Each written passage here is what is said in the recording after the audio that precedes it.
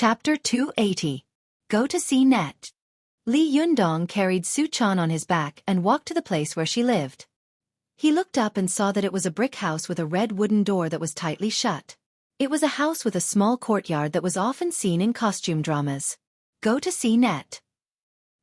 7K. Oath M. Even though Su-chan was already home, she still refused to get off Li Yundong's back. Just push the door open, she said. You didn't lock the door? Li Yundong asked in confusion. Aren't you afraid of thieves? He pushed the wooden door open and walked into the house with a squeak. There was a small vegetable garden in the yard. It was about 10 square meters. Further inside was a bungalow with 5 rooms. In the middle was the living room, where there was only a square table and 2 stools. Other than that, there was nothing else. Li Yundong walked around the living room with the girl on his back and said with a wry smile, "The thief came here for nothing. You don't even have a single electrical appliance in your house." Then he patted the girl's butt and said, "Come on down. How long do you want to stay here?" Su-chan twisted her body and said coquettishly, "I want to stay here for the rest of my life." Although she said that, she obediently climbed down. Li Yundong smiled and looked at the 2 bedrooms on the left and right. "Which is your room?" Su-chan pointed to the one on the right. "Where's the kitchen?" Li Yundong asked. Su-chan pointed to a small room next to the living room. Li Yundong nodded. He walked into the kitchen and took a look. Suddenly, he sucked in a breath of cold air. Wah! And it's a firewood stove. This is too retro and non-mainstream. Li Yundong looked around with a wry smile. There were carrots, sweet potatoes, corn, and other vegetables in the room that were not easy to spoil. He smiled. "You have some food here. Why don't you make your own food? You'd rather starve my girl. Be careful or I'll punish you." Su-chan took Li Yundong's hand and said coquettishly, "You told me not to cook." Only then did Li Yundong remember that he had once told the little girl not to cook when she was alone. He couldn't help laughing. That also depends on the situation. Otherwise, will you starve to death? Su-chan giggled. "I knew you would come to save me. You wouldn't let me starve to death." Li Yundong scratched the little girl's nose with a smile and said, "Is there a place selling vegetables nearby?" Su-chan thought for a moment and said, "Yes, but it will take a while." Li Yundong smiled and said, "Then I'll go buy some vegetables. Will you wait for me here?" Su-chan clung to his arm tightly. "No, I want to go with you," she said, refusing to budge. Li Yundong didn't want to be separated from the girl for even a second, so he smiled and said, "Okay, let's go together." With that, the 2 of them didn't even lock the door. They just closed it a little and went out again. Li Yundong and Su-chan walked on the street like a conjoined body. Along the way, many people looked at them in surprise, especially many people who glanced at the 2 black handprints in front of Li Yundong, secretly covering their mouths and laughing. Li Yundong thought they were laughing because of Su-chan's cute appearance, so he didn't take it seriously. Su-chan, on the other hand, had a guilty conscience. When she saw the people in front of her, she had an idea. She went around to Li Yundong's front to block everyone's view. When they turned around to the back, she went around to Li Yundong's back to block their view. She was busy spinning around Li Yundong like a spinning top. Li Yundong saw her running around like a busy bee, so he smiled and said, "What are you running around for?" "My eyes are dazzled by you." Su-chan giggled and said, "Nothing." Li Yundong saw that all the tourists in Shantang were looking at him. He couldn't help but ask curiously, "Why are they looking at me? Is there something on my face?" Su-chan was shocked, but she smiled dryly and said, "Nothing, nothing. You're the most handsome man. How could there be flowers?" Saying this, she urged Li Yundong to hurry up and said, "I'm starving. Let's go buy some food." Li Yundong didn't suspect anything. He smiled and went to a nearby small market with Su-chan, bought some food, and then prepared to go home. On the way home, they suddenly met the boy who had been pestering Su-chan before. Li Yundong glanced at him faintly and didn't say anything. He walked over with Su-chan, who deliberately held Li Yundong's arm tightly to show off and made a face at the boy. The boy stared blankly at Su-chan and Li Yundong as they left. He was so angry that smoke was coming out of his nostrils. "Damn it! All the good cabbages have been taken by pigs. Is this beauty blind? How could she be with a mute?" This mute asterisk asterisk asterisk was still wearing such dirty clothes. Damn it, what kind of world is this? She doesn't even want to be with a handsome, rich man like me, and run away to be with such a thing. Is there any justice in this world? Is there any law in this world? Li Yundong didn't know that someone was criticizing him behind his back. He took Su-chan back to the place where he lived. He quickly made 2 dishes and a soup in the kitchen, and then brought them to the square table. The 2 of them sat facing each other. Su-chan held the hot rice bowl in her hand and looked at the steaming soup in front of her. For a moment, she felt warm in her heart. Achan genuinely stretched her head and opened her mouth, smiling. "I want you to feed me soup," she said. Li Yundong smiled and scooped up a spoonful of soup. He blew on it, then moved closer to Su-chan's mouth and said, Okay. I'll feed you like this for the rest of your life." Su-chan looked at Li Yundong in a daze. She didn't know why, but she suddenly felt sad, and tears fell from her eyes again, dripping into the soup spoon. Li Yundong smiled. "Why are you crying again? Are you thinking about your master again? Don't worry, I will definitely help you find her." Su-chan shook her head and wiped away her tears. "No, I believe you can find her. I am just too happy." Li Yundong smiled and said, "Drink the soup while it's hot." Su-chan stuck out her bright red tongue and licked it. She smacked her lips and said, "It's salty. You put too much salt in it." Li Yundong pretended to be angry and said, "Nonsense. It's clear that your tears just now made the soup salty." Su-chan giggled, opened her mouth, and swallowed the spoon in one gulp. When she opened her mouth again, she said with a smile, "It's sweet." Li Yundong saw that she was obviously talking nonsense, so he immediately laughed. He also opened his mouth, stood up, leaned his upper body forward slightly, and said, "I've fed you. It's your turn to feed me." Su-chan also took a spoonful of soup and stood up to feed it to Li Yundong. But as soon as the soup reached Li Yundong's mouth, her eyes fell on the 2 dazzling black handprints in front of Li Yundong's body. Her heart trembled, and her hand tilted, causing the soup to spill towards Li Yundong's mouth. Li Yundong curled his mouth and wanted to catch it, but it still spilled all over his body. He quickly stood up and lowered his head to pat the soup off his body. But as soon as he lowered his head, he suddenly took a deep breath. "Oh my God, I've been hit by the Tantric Mahamudra."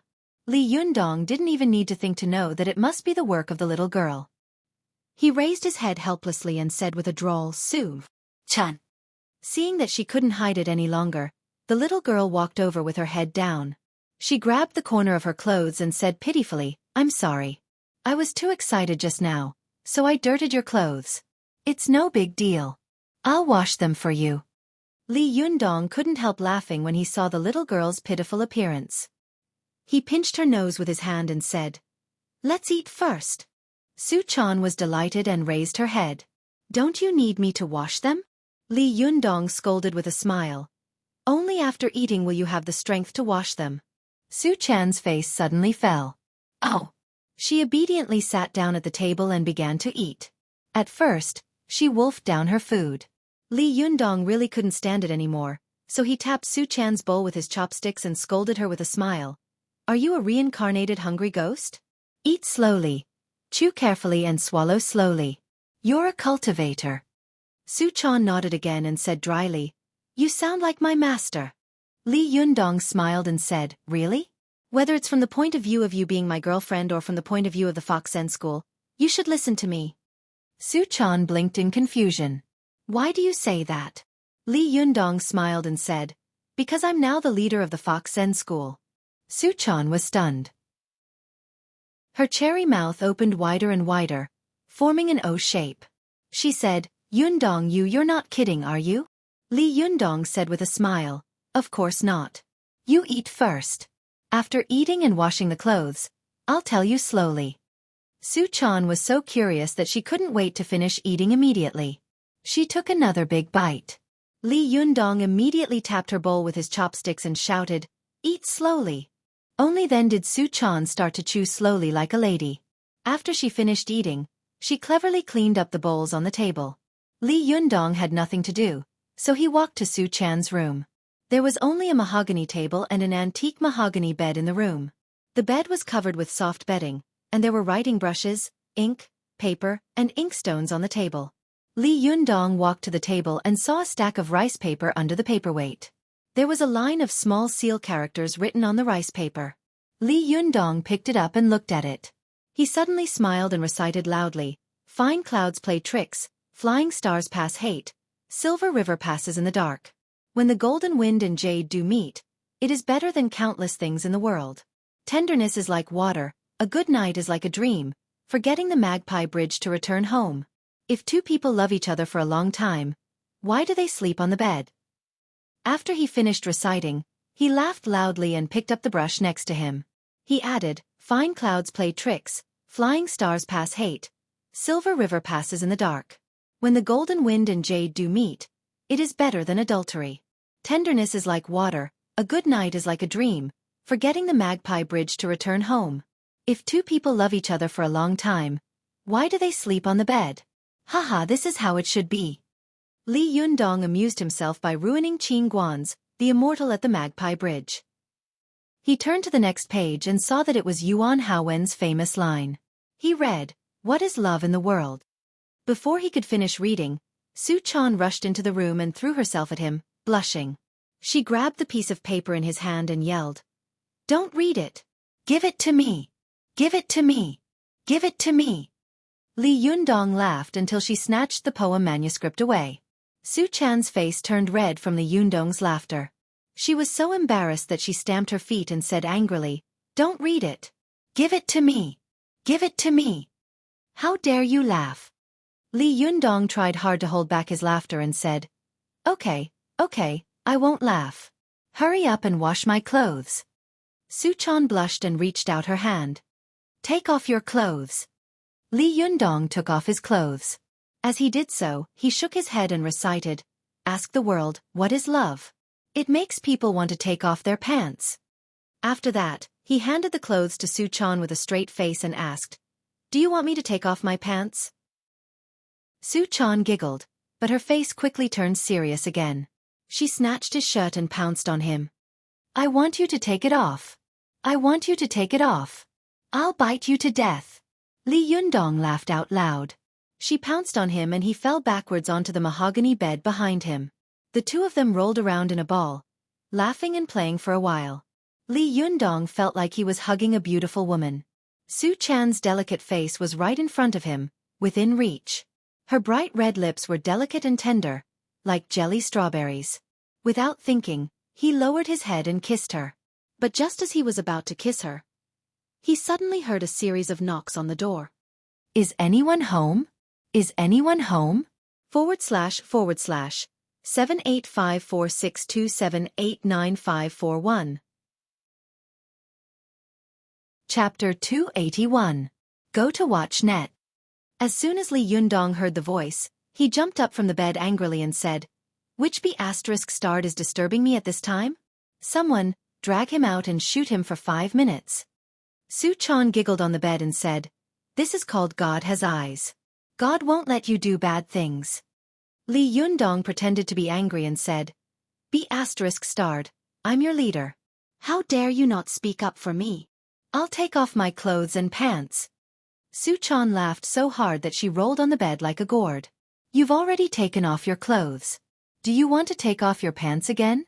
Be careful that others see you like this. They'll laugh at the leader of the Fox Zen school for not being decent." Li Yundong raised his head and laughed. "Apart from the cultivation world, who knows that I'm the leader of the Fox Zen school?" While the two of them were whispering to each other, they heard the knocking on the door getting louder and louder. A woman shouted, "Is there anyone here?" Li Yundong winked at Su Chan and gestured at himself. "Hey, do you want the leader of the Fox Zen school to go out to meet the guests with his shirt off? Hurry up and get a set of clothes." Su Chan looked embarrassed. "But we don't have men's clothes here. Go to watch net. 7K.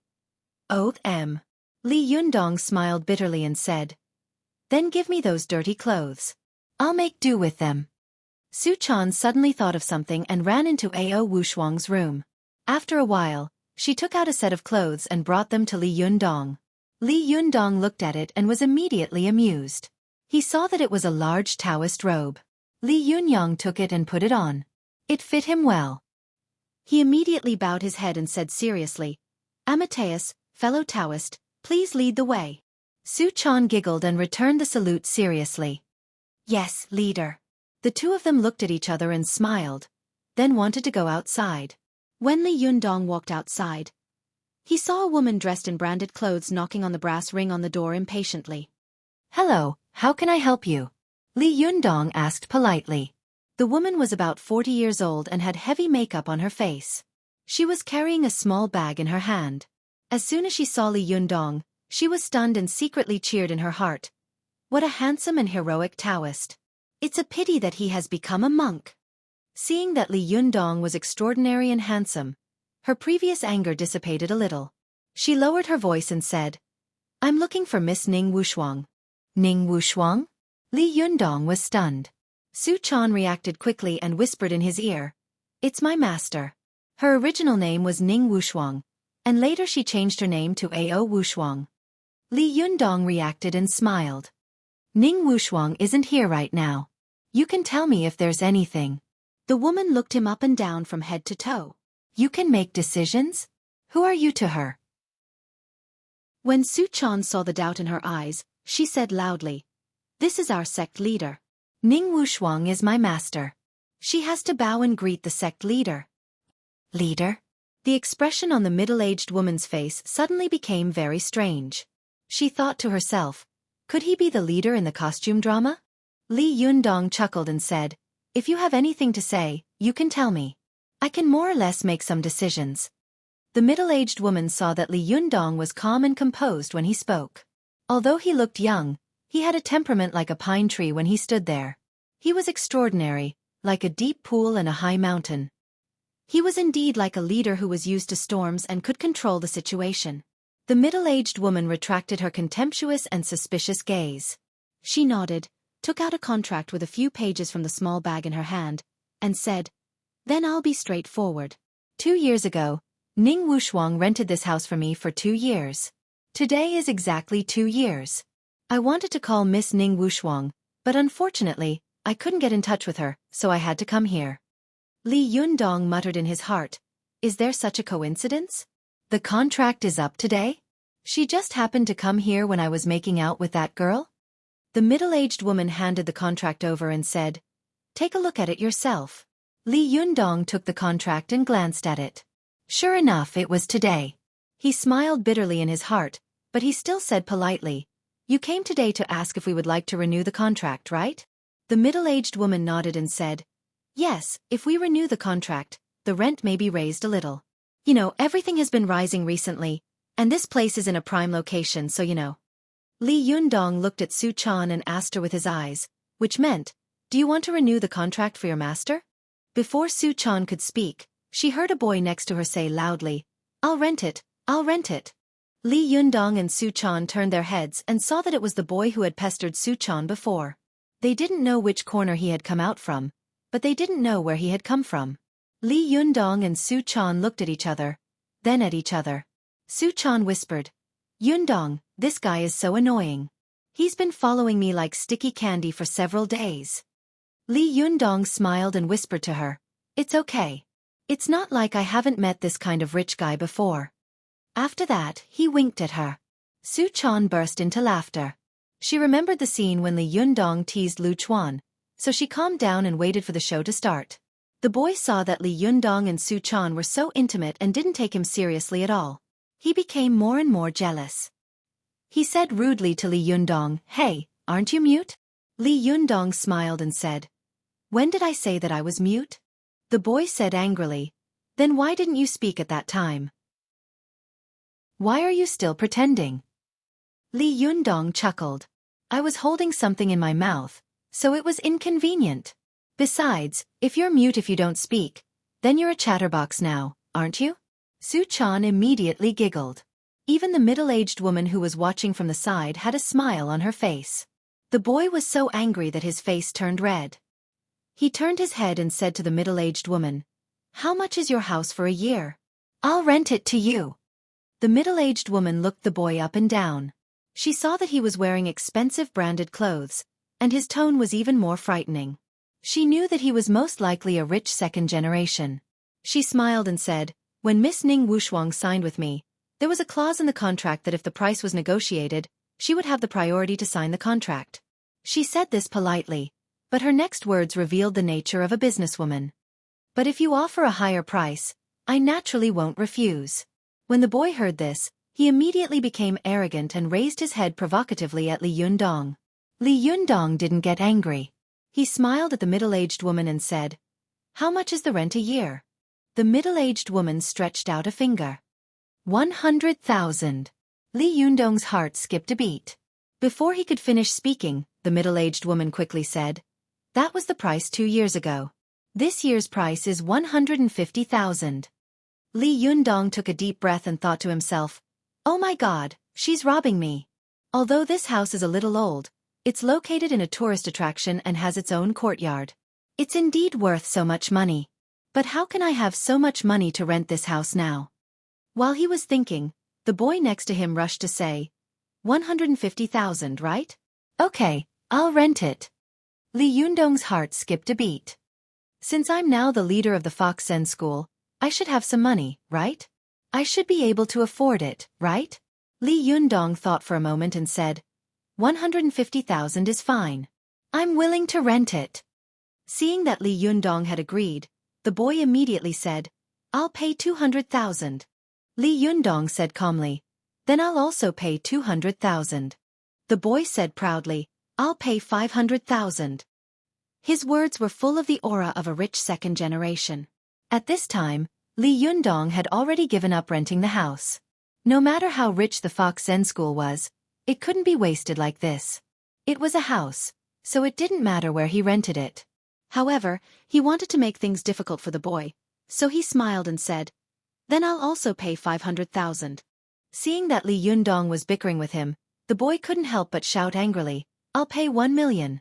Li Yundong saw that the veins on his forehead were bulging. It was obvious that he had made up his mind. If Li Yundong continued to provoke him, the guy might give up. He shook his head and deliberately pretended to sigh. He said to Su Chan, I'm sorry, I don't have that much money. I can't rent it. Su Chan was clever and clever. She said with a sad face. Then what should we do? The boy snorted and sneered. Dude, don't pick up girls if you don't have money these days. Su Chan made a face at him and said, Bah, you haven't rented it yet. What are you so proud of? The boy sneered and took out a checkbook from his arms. He quickly wrote a string of numbers, signed his name, and waved it in front of the middle-aged woman. Where's the contract? The middle-aged woman hadn't expected that the two boys' jealousy would benefit her. The rent of the house had been 150,000 yuan a year, but it had been raised to 1 million. She was so happy that her eyes were about to disappear. She quickly took out a folded contract from her bag and signed it, fearing that the boy would go back on his word. After the boy signed the contract, he laughed and said, This place is mine from now on. Hey beauty, if you want to live here, I have no problem with it, but as for you. As he said this, he looked Li Yundong up and down and said disdainfully, Forget it. I don't welcome you. Li Yundong deliberately sighed and said, Girl, I've been driven away. What are you going to do? Su Chan smiled without hesitation and said, Of course I'll go with my master. Li Yundong thought for a moment and said, Well, we don't have much luggage anyway. Let's go. Then he took Su Chan's hand and started to walk away. The boy next to her was dumbfounded. He stopped Su Chan and asked, Hey beauty, you don't live here? Su Chan blinked at him strangely. I used to live here but not now. You can live here, the boy said anxiously. I have no problem with it. Su Chan waved at him and said crisply, You're such a strange person. Of course I'll go with my boyfriend. Wherever he goes, I'll go. Even if he has to live on the streets, I'll follow him. But you're blind. My boyfriend is a great man, and you actually showed off in front of him. You're like a mayfly trying to shake a tree. Ridiculous. Forget it. I'm not going to argue with you. I'm leaving. Don't follow me anymore, or I'll make you pay. After that, she shook her fist at him and made a face at him. Li Yundong tried to hold back his laughter and sighed deliberately. Alas, it's not good for people to be too charming. Even if they're poor and have nothing, there are still beautiful women willing to follow them.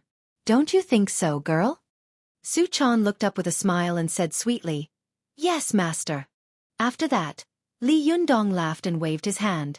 "Let's go. We're going to live on the streets." Xueqi giggled and wrapped her arms around Li Yundong's arm. She followed him step by step, her face full of happiness and sweetness. The boy was dumbfounded. His eyes stared straight ahead and he said, "Are these two retarded? Is there something wrong with this beauty's brain? She looks so beautiful. What's wrong with her brain?" The middle-aged woman put away the contract and said, "There's nothing wrong with their brains. I've seen countless people, but I've never seen such a dignified and elegant boy. Look at how miserable he is. Hey, he must be a great man. I think you've made a mistake." The boy immediately flew into a rage out of humiliation. He tore the contract in his hand frantically, grabbed the middle-aged woman's collar, and roared, "Give me back my check. I don't want to rent it anymore." Although the middle-aged woman was threatened, she was still calm. She sneered and said, "The contract has been signed in duplicate. It's written in black and white. Do you still want to deny it?" The boy grinned hideously and said, "Bitch, don't think that I'm easy to bully. Go and find out my name. How dare you cheat me of my money? Are you tired of living?" The middle-aged woman didn't react for a moment and said loudly, "Both of us were willing. I didn't cheat you." Xueqi slapped her and said, "If I say you're lying, then you're lying. You're playing tricks on me. You're tired of living. Why don't you go and find out my name?" After being slapped, the middle-aged woman suddenly reacted. She covered her face, her eyes flashing with hatred, but she asked, "Who is Shen Wan Kai in Tianan City to you?" Xueqi snorted and said, "He's my father." "What's wrong? Are you afraid?" The middle-aged woman took a deep breath, forced a smile, and said, "So it's the young master of the Shen family. Why didn't you say so earlier?" She took out the check from her bag and handed it back. Then she tore the contract in her hand and said with a smile, "It's really a flood against the temple of the Dragon King. Wouldn't it have been fine if you had said so earlier?" Xueqi looked at her coldly and took the check. "At least you know what's good for you. Hey, let me ask you, do you know the name of that woman just now?" The middle-aged woman shook her head and said, "I don't know." Xueqi scolded, "Your landlord doesn't know the name of the tenant? Are you kidding me? No wonder you're still doing such a small business at such an old age. You deserve it." He turned his head in the direction of their departure and spat fiercely. "I'll find you sooner or later." After that, he walked away quickly. The middle-aged woman waited for him to walk away before showing a fierce look in her eyes. She spat fiercely and said, "Bah, you want to fight with him? You're not even as good as a hair on his head. Who do you think you are? You're so arrogant because of your father. Sooner or later, you'll get your retribution." Li Yundong didn't know that so many things had happened after he left. After walking for a while with Xueqi, she looked up at him and asked, "Yundong, where are we going?" Li Yundong smiled and said, "Of course we're going back to the Fox Zen school. I'll tell you what happened on the way." Xueqi smiled happily and said, Okay, but I want to carry you on my back." As she spoke, she jumped onto Li Yundong's back. Li Yundong smiled lovingly and said, "You want me to carry you to Mount Tianlong?" Xueqi giggled and said, "I want you to carry me for the rest of your life. Will you?" Li Yundong smiled and said, Okay, I'll carry you." The two of them talked and laughed, and their backs stretched out on the street, as if they were one person. //7854627895541 Chapter 282. Go to Watch Net. Dongwu City was not far from Mount Tianlong, but Li Yundong walked all the way with Xueqi on his back. As they walked, they talked about recent things. The two of them were so intimate that they refused to let go of each other for even a second. They walked until it was dark before they reached the foot of the mountain. Watch Net. Xueqi listened to Li Yundong talk about how he had reached the Xueqi phase, how he had cultivated his Shentong, and how he had passed the divine tribulation. When she heard the tense parts, Xueqi couldn't help but widen her eyes and hold her breath. Especially when Li Yundong said that as soon as he had reached the Xueqi phase, he had met Wu Hao and LV Fengping of the Yin Yang sect of Mount Wuhua, who had tried to snatch the Fan of Seven Treasures. Su Chan was so angry that she shouted, "Damn it! They should be killed! How dare they bully the few and rob the fan of 7 treasures?" Li Yundong chuckled and continued to talk about how he had passed the heavenly tribulation. Su Chan sighed and said, "Zhenren Zi Yuan must have put in a lot of effort to help you pass the heavenly tribulation. It's a pity that Master was captured at that time. Otherwise, she would have come to help you cross the heavenly tribulation." Li Yundong also sighed and nodded. "Yes, I owe her too much. I'll find a chance to repay her in the future." Then he talked about how he had defeated the masters of various sects in the Fox Zen school of Mount Tianlong. The thrilling and exciting part of it made the little girl's eyes widen, as if she had been there herself. Su Chan waited for Li Yundong to finish speaking. In the end, he had defeated Zi Yuan and all the sects had retreated. She looked at Li Yundong with admiration and sighed. "Yundong, when you hadn't officially cultivated, I thought that you would definitely become a great hero in the future. Now it seems that I was right." Li Yundong turned around with a smile and pinched the little girl's nose. "Yes, it's mainly because my little girl has a good eye for heroes. That's why I, a little boy, can change from a useless otaku to the current leader of the Fox Zen school." Su Chan giggled, her expression full of pride. She suddenly asked, "Yundong, do you think Zhenren Zi Yuan deliberately let you win in the end?" Li Yundong thought for a moment and said, "It's possible. Zi Yuan's cultivation is not only profound but also extensive. I was very afraid of her magic cultivation and wanted to decide the outcome of the battle by close combat, but I didn't expect that she was also very good at martial arts. Her 8 trigrams palm was extremely wonderful." Su Chan smiled and said, "Haven't you heard of the 10 Das, 9 doctors, and the 10 Das, 9 martial arts? Which cultivator did not know how to treat illnesses? Which cultivator did not know martial arts? The only difference was that there was a difference in strength." For an inner disciple like Taoist Zi Yuan, she had been nourished by medicinal pills since she was in her mother's womb. When she was born, she was bathed in medicinal water and began to practice martial arts at the age of 5. Watch net.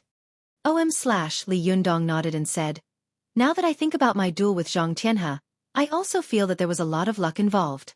If I were to fight him again, it's hard to say who would win." Su Chan lay on Li Yundong's shoulder and said shyly, "Yundong, you are now the leader of our Fox Zen school. What will you do in the future? When are you going to look for my master?" Li Yundong pondered for a while and said, "I think your master's matter will probably fall on Zi Yuan in the end. After all, she is Yan Feng's Xueqi. Let's see if Zi Yuan can be a peacemaker." Su Chan was lost in thought when she heard this. She said, "I really didn't expect that Master Wang Yuanshan, the leader of the Linggong sect, and Yan Feng Wang Yuanshan's Shimi, would have such a complicated relationship.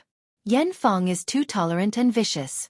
She actually sneaked into our Fox Zen school as a spy for nearly 9 years and plotted to destroy our Fox Zen school. Such scheming and means are too terrifying." Li Yundong also sighed and said, "Love, this word, can make people obsessed and crazy. Yan Feng has already walked the devil's path. I hope she will turn back as soon as possible. Alas, I wonder how Zi Yuan is doing now." The two of them talked and walked. They had already walked halfway up the mountain and were about to see the gate of the Fox Zen school. Li Yundong patted Su Chan's buttocks and said, "Come down. You are about to enter the Taoist school. Aren't you afraid of being laughed at?" Su Chan giggled. "I'm not afraid." But she obediently climbed down. She looked around, sniffed and said, "There's a strong smell of blood here." Li Yundong sighed and said, "The major sects fought and killed a lot of people. Many people of the Fox Zen school died, and many people of the major sects also died." At this time, Su Chan suddenly tilted her head and said, "I seem to hear someone singing an opera?" Li Yundong was stunned. "Opera? Don't joke around. It's 1 or 2 o'clock in the middle of the night. Who would be singing in the mountains? Could it be that the ghosts of the dead are still lingering around? You can't scare me." Su Chan smiled and said, "That's right. You are now a famous figure in the cultivation world. Why would you be afraid of these ghosts? But I did hear someone singing an opera. Foxes were born with sharp 5 senses, far better than humans." Li Yundong listened attentively and heard a faint sound of opera coming from the distance. Go to see the net. 7K. O-. Li Yundong had a strange look on his face. What's going on? He and Xueqi looked at each other and said, let's go and have a look. The two of them ran all the way. When they arrived at the gate of the Taoist temple, they directly flew in without pushing the door open. As soon as they entered, Li Yundong heard the sound of an opera. A woman was singing an opera. Li Yundong couldn't hear the lyrics clearly, but he could vaguely tell that it was quite lively. Li Yundong felt more and more strange. He didn't know what had happened to the Fox Zen school. He made a silent gesture to Xueqi, and the two of them hid in the darkness, holding their breath and quietly moving forward. They went all the way to the lobby of the Taoist temple and saw that a stage had been set up in the Yinyang Taoist field, where Li Yundong had fought against the heroes before. On the stage, a woman in costume was singing. Below the stage, a group of people were playing jinghu, eru, banhu, jubin, bowls, and drums. Li Yundong looked over and felt that the woman singing on the stage was a little familiar. He couldn't help asking in a low voice in surprise, "Who is this woman? Why does she look a little familiar?" Xueqi's eyes widened as she said, "Isn't that my sixth Sherbua, Xueqi?" Li Yundong was shocked. In his impression, Xueqi, the sixth Sherbua of the Fox Zen school, was dignified and steady. She was a person who could be entrusted with important things, but at this time, the sect had suddenly changed. How could she put on a costume and sing? This is too funny, isn't it? Li Yundong saw that the beautiful and dignified sixth Sherbua, Xueqi, was walking on the stage as smoothly as water, and her sleeves were like clouds and mist. She had a profound foundation. Even if she was not a professional, she was still a veteran fan. Xueqi waved her sleeves on the stage and covered her face with them. She sighed and sang, crying, "Husband, you are a short-lived ghost. You don't know how to cheat others, but you do know how to cheat your wife. We have the heart to protect your little girl, but there is no one in your family who can do anything. The mother-in-law is always looking for trouble, and the sister-in-law likes to scold people. The old man is 60 years old this year. I eat oranges, and he peels them for me. I thought to myself that there was nothing else to do at such an old age, but I never thought that he would be born with no future. If it weren't for the fact that we knew, my enemy, you would have been cuckolded after you died." This part of the opera was sung with a long and clear voice. Li Yundong could hear it clearly. He suddenly took a deep breath and the corners of his eyes twitched. He said, Isn't this the little widow visits the grave? Why is she singing this play at this time? This is too unreliable."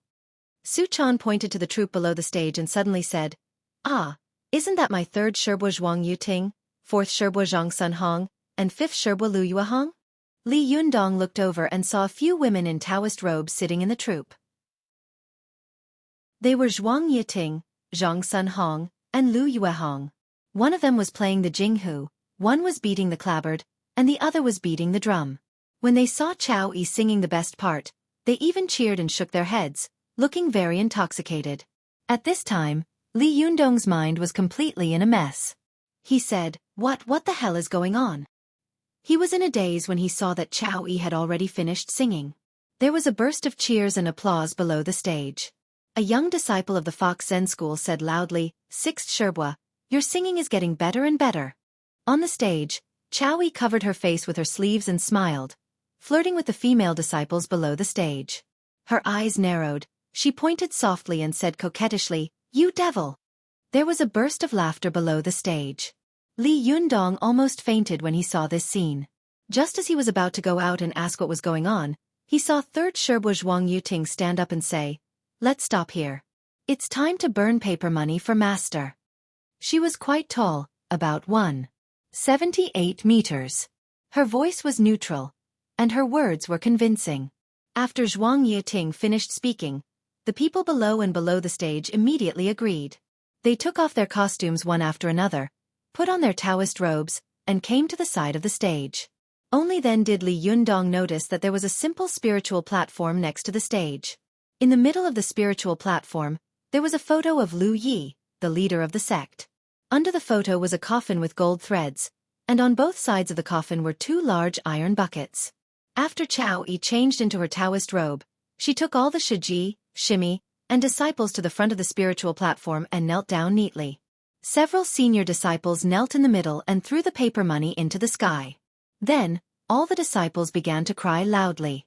For a moment, the sound of crying was really loud in the Fox Zen school. It was heart-wrenching, and even the little girl's eyes were a little red. After crying for a long time, the paper money was burned out, and Xueqi said loudly, "Stop." The crying of this group of disciples suddenly stopped. The disciples who had been crying and rolling on the ground immediately got up and returned to the stage. They picked up their musical instruments, and a curious disciple asked, "Hey, what's the next performance?" The disciple who had been asked rolled his eyes and said, "Nonsense, there's no need to ask. We'll watch the door later." After a while, the troupe was ready again, and all the disciples of the Fox Zen school took their places. Li Yundong was amazed when he saw them crying and stopping as they pleased. They were even more professional than professional mourners. Just as he was stunned, he saw the door creaking again. This time, it was not Xueqi who was singing, but fifth Sherbwa Lu Yuehong. Xueqi sat down and played the small drum seriously. Li Yundong's eyes widened as he saw Lu Yuehong singing. "I got angry as I talked." The water caltrop fell on the flat slope. After breaking the mirror frame was broken. The oil and powder on my head were splashed down. "I can't beat you, so I won't. Second sister, I'm going to do something upstairs."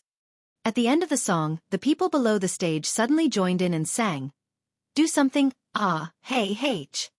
Li Yundong suddenly took 3 steps back and almost fainted on the spot. Fortunately, Xueqi supported him, so he didn't fall to the ground. Seeing that Li Yundong had lost his composure, Xueqi couldn't help asking, "What are they singing?" The corners of Li Yundong's eyes twitched, and he stammered, "Wang.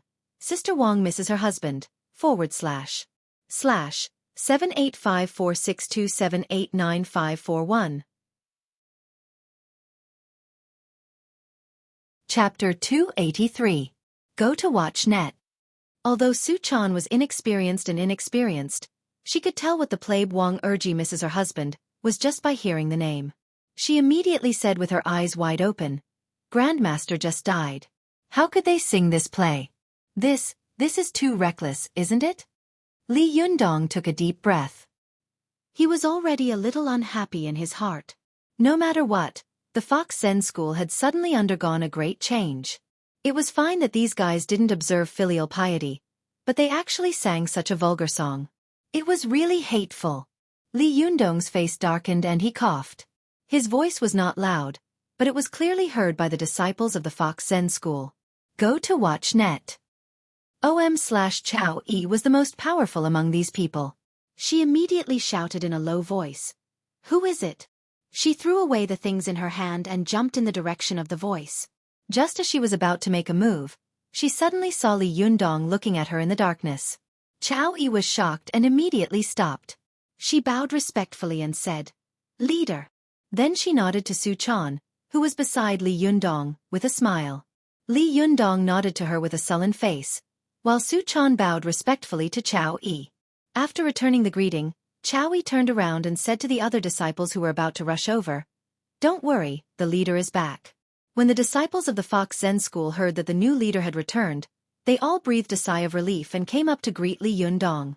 After returning the greetings one by one, Li Yundong waved to them and said, "You guys go ahead. Xueqi, stay here for a moment. I have something to ask you." Xueqi nodded. After instructing the other disciples to leave, she said respectfully to Li Yundong, "Leader, what can I do for you?"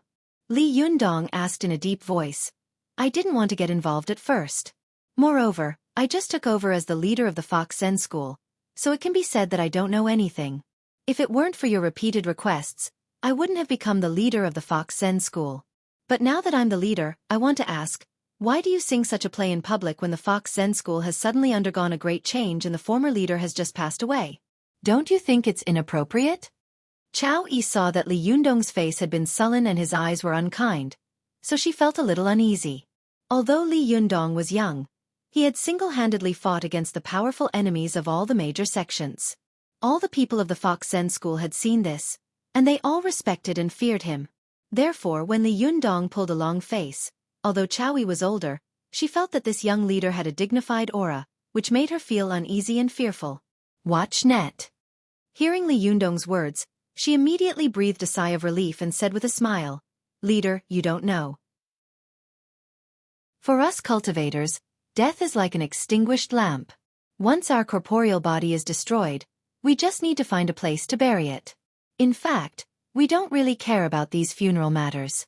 It's just that the former sect leader once told us that if he died, we should do as the Romans do and watch over his spirit for a night and sing opera for him. Li Yundong frowned and said, "There's no need to sing. The little widow visits the grave, and Wang Erji misses her husband." Xueqi laughed dryly and said, "But the former leader loved this kind of drama the most." Li Yundong suddenly sucked in a breath of cold air and thought to himself, "If the upper beam is not straight, the lower beam will be crooked." Li Yundong smiled bitterly and said, "So that's how it is. I was wrong about you. However, you have just experienced a fierce battle. Everyone, go back to rest." Xueqi smiled and said, "The sect leader sympathizes with us, so we should respect him. However, the former sect leader gave us an order first. Please forgive us for not respecting him. After all, Master's life is as important as a mountain.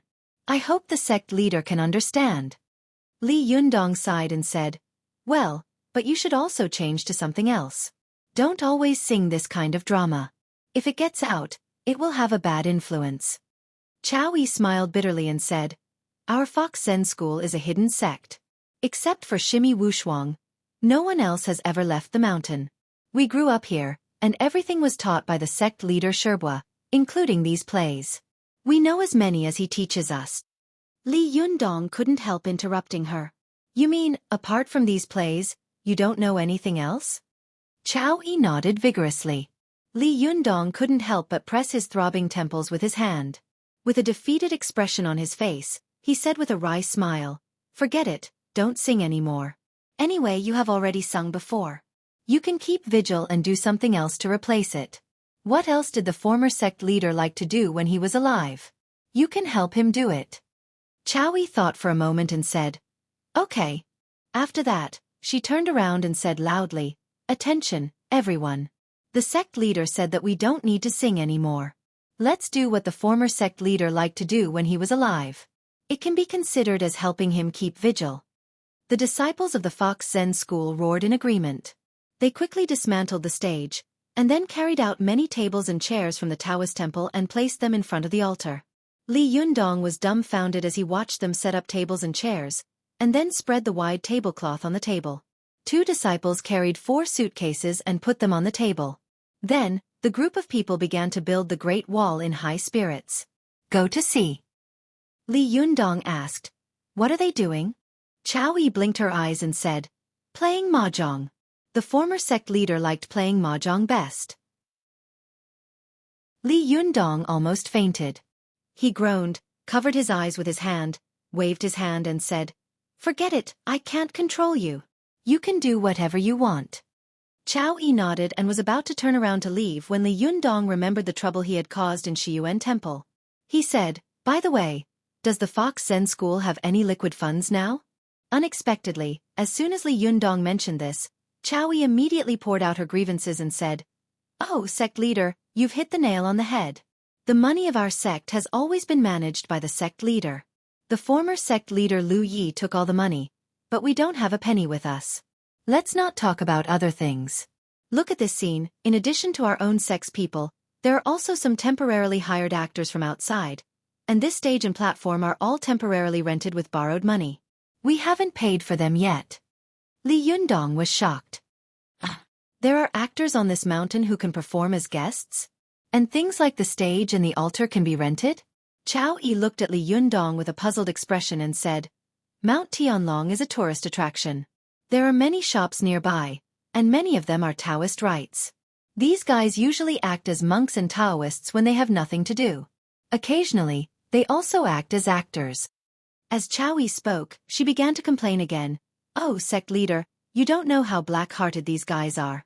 They charge 500 yuan for the altar and the stage for one night. Isn't this daylight robbery? We usually see them all the time, but they are so black-hearted. How can we have this kind of money?"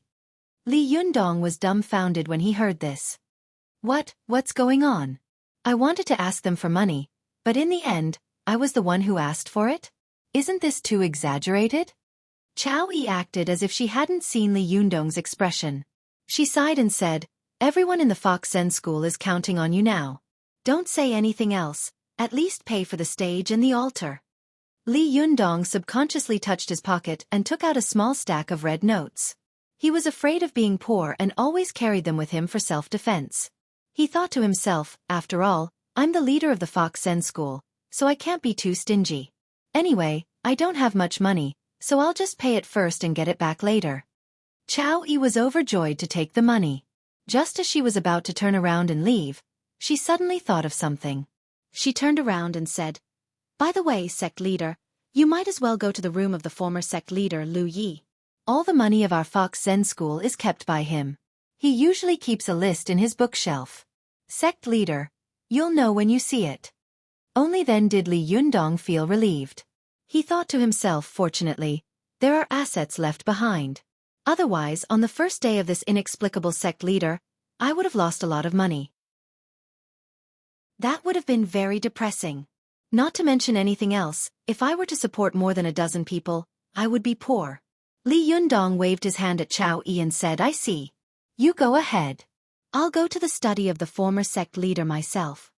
Xueqi turned around and left with a smile. As soon as she walked into the Taoist field, she saw the other disciples of the sect shouting at her. Xueqi Shibua, come here quickly. We need one more. Xueqi immediately ran over excitedly, sat down, and began to build the Great Wall with great proficiency. After grabbing a few cards, she laughed loudly, pushed the cards and shouted, Draw yourself, 3 yuan, mix 1 color. Give me money. Give me money. Li Yundong stared blankly and thought to himself, she won't use the money I gave her to play cards, will she? Didn't she say that they had no money? While he was thinking, he heard the other disciples crying and shouting, Sixth Shibua, aren't you being too cruel? Where do we get the money to give you? Xueqi stood up, waved the money in her hand, and said, Well, the sect leader is kind and has specially given us money. Take it and use it first. These female disciples were immediately overjoyed. They rushed forward and distributed all the money. Then, they cupped their hands and thanked Li Yundong from afar. Li Yundong was already dumbfounded. Seeing them salute him and thank him, he had no choice but to force a smile and return the salute with a dry smile. Seeing him like this, Xueqi, who was standing to one side, wanted to laugh but didn't dare. She lowered her head, but her shoulders kept shaking. Li Yundong had been completely defeated by the guys of the Fox Zen school. He pretended to be angry and glared at Xueqi. Laugh your ass. So this is your Fox Zen school? What kind of people are they? Each one is more unreliable than the other.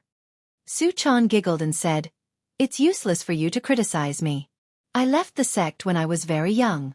After returning to the Fox Zen school, I didn't go out at all. How would I know what the Sherbas and Sherbas are like? Li Yundong rubbed his temples and turned to walk toward the backyard of the Taoist temple. But after walking for a while, he heard Xueqi laugh again. Nonsense, it's all the same kind of self-groping. Give me money. The disciples of the other 3 families complained, Sixth Shibua, you're cheating.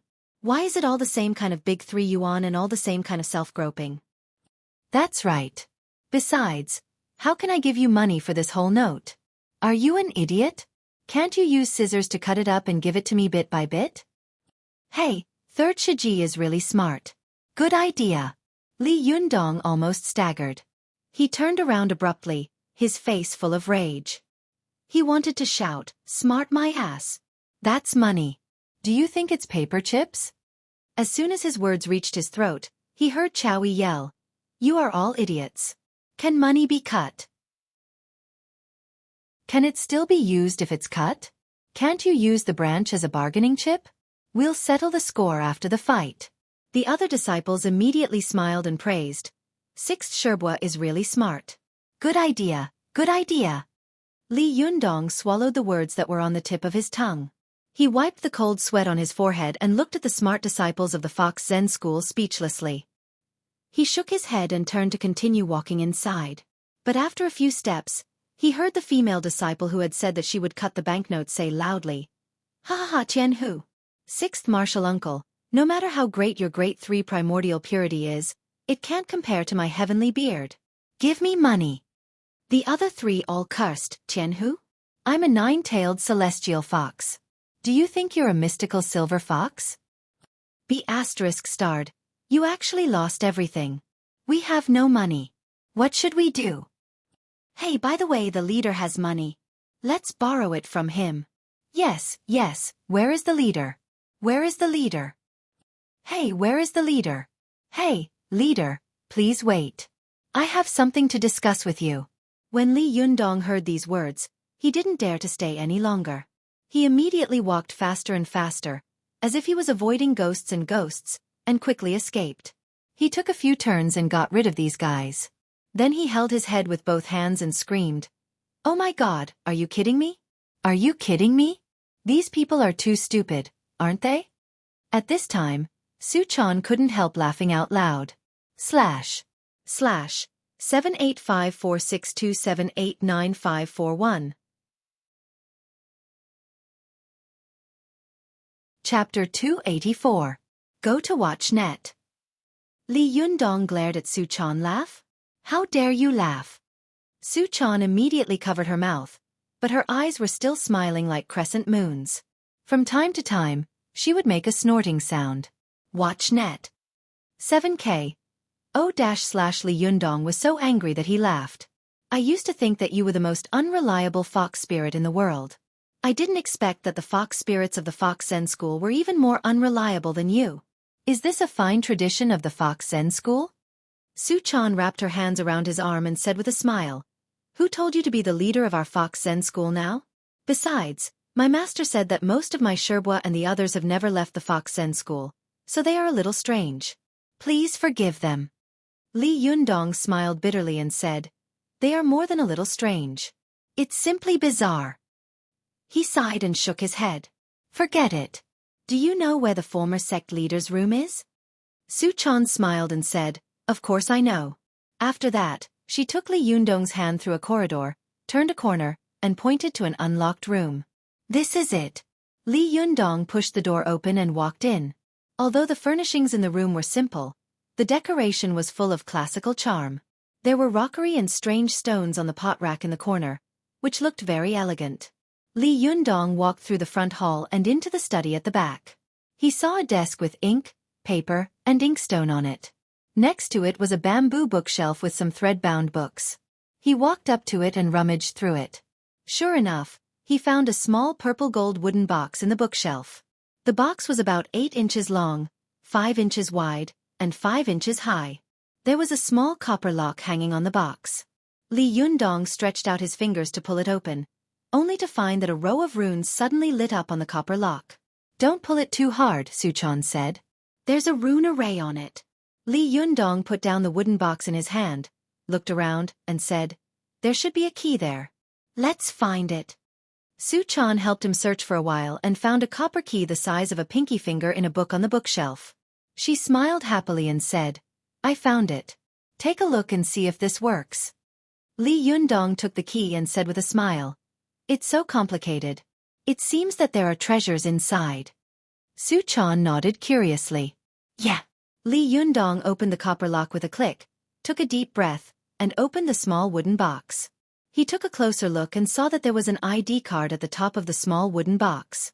Below the ID card were several bank books, and below the bank books was a stack of white paper. Li Yundong smiled bitterly and said, "Your former leader is dead. What's the use of keeping the passbook? Unless there's a password on it, we can't withdraw the money." As he spoke, he took out his ID card and bankbook, put the ID card aside, and opened the last page of the bankbook. He took a closer look and immediately sucked in a breath of cold air. The balance on the bankbook was 3.28 yuan. No way. Li Yundong's eyes widened. This is an empty passbook. He quickly opened the other 2 bankbooks and flipped to the last page with words. Without exception, there was a balance of 1 or 2 yuan. Li Yundong felt a chill run down his spine. No way. He didn't leave a single cent? What the hell? Xueqi couldn't laugh anymore. She quickly said, "Look at what's written on the paper below." Li Yundong opened it and saw that it was a lease contract for the Taoist temple of the Fox Zen School. Li Yundong looked at the rental price and was immediately shocked. 35 million yuan for 5 years. Then he looked at the expiration date and was shocked again. It was next month. Good heavens, misfortune never comes alone, and blessings never come in pairs.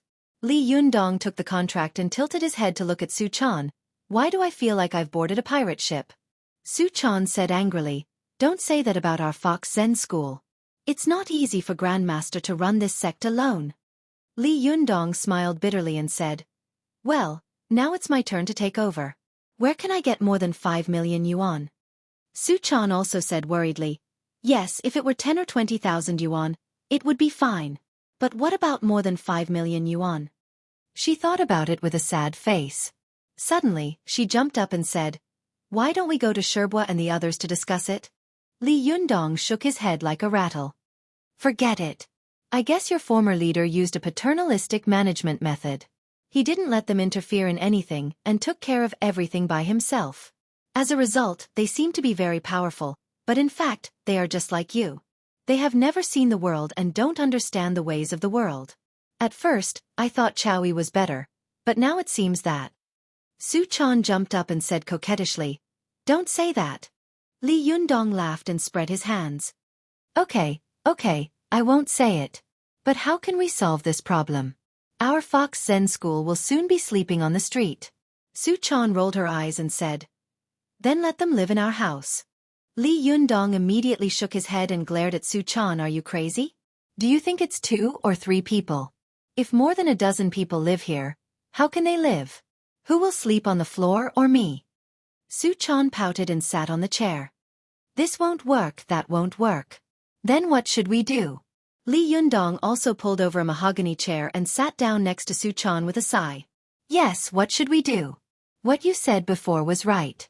If you haven't heard the Tao, it's difficult to learn the Dharma. If you've heard the Tao, it's difficult to get money. How am I supposed to get money in one day?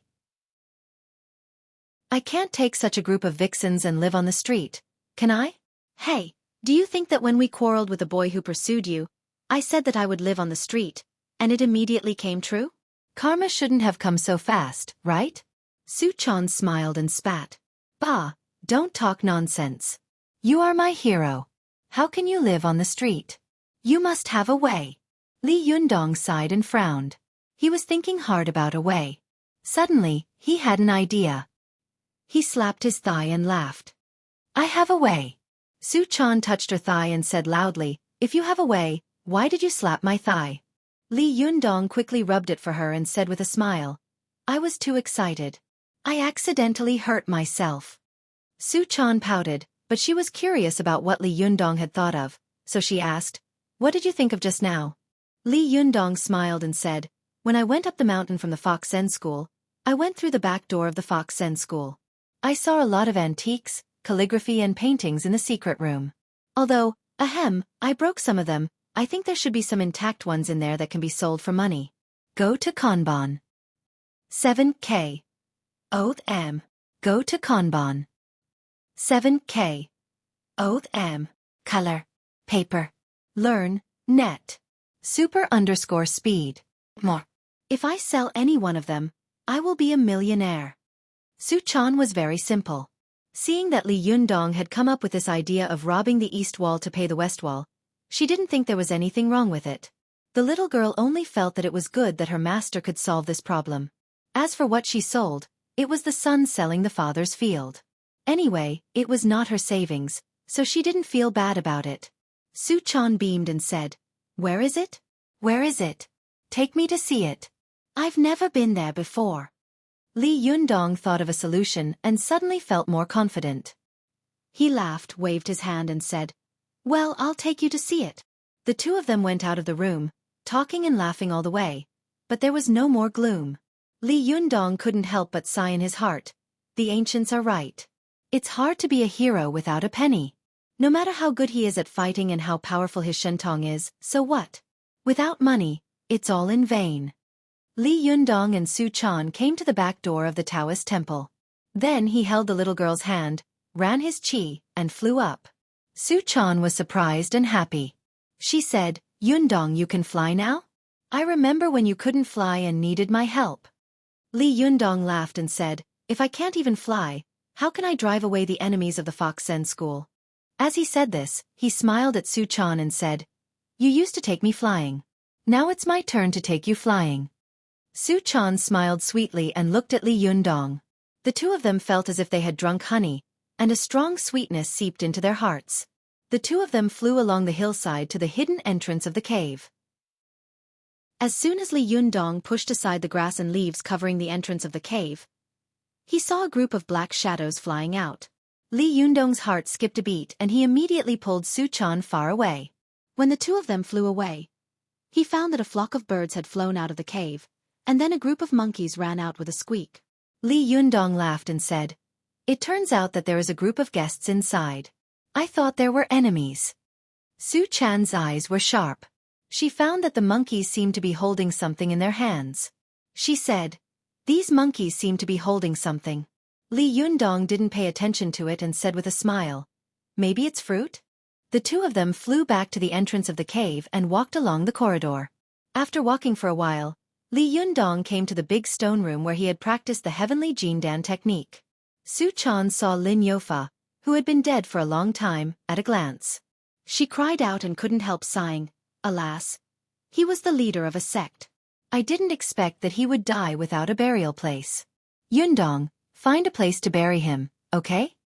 Li Yundong sighed and said, "You're kind. He hurt you, but you're speaking up for him." Su Chan took Li Yundong's arm and said, "Death is the most important thing. Let's let bygones be bygones. Look, aren't we all right now?" Li Yundong nodded and said, "Well, you're right. We'll find a place to bury him later, so that he can rest in peace." After that he took Su Chan's hand, pointed to the words on the wall, and said with a smile, "Look at what's on it." Before, Li Yundong had never told Su Chan that he had seen the heavenly Jindan technique carved by the mystical silver fox here. The purpose was to give the little girl a surprise. Sure enough, from the beginning, Su Chan's whole body shook, and her eyes widened.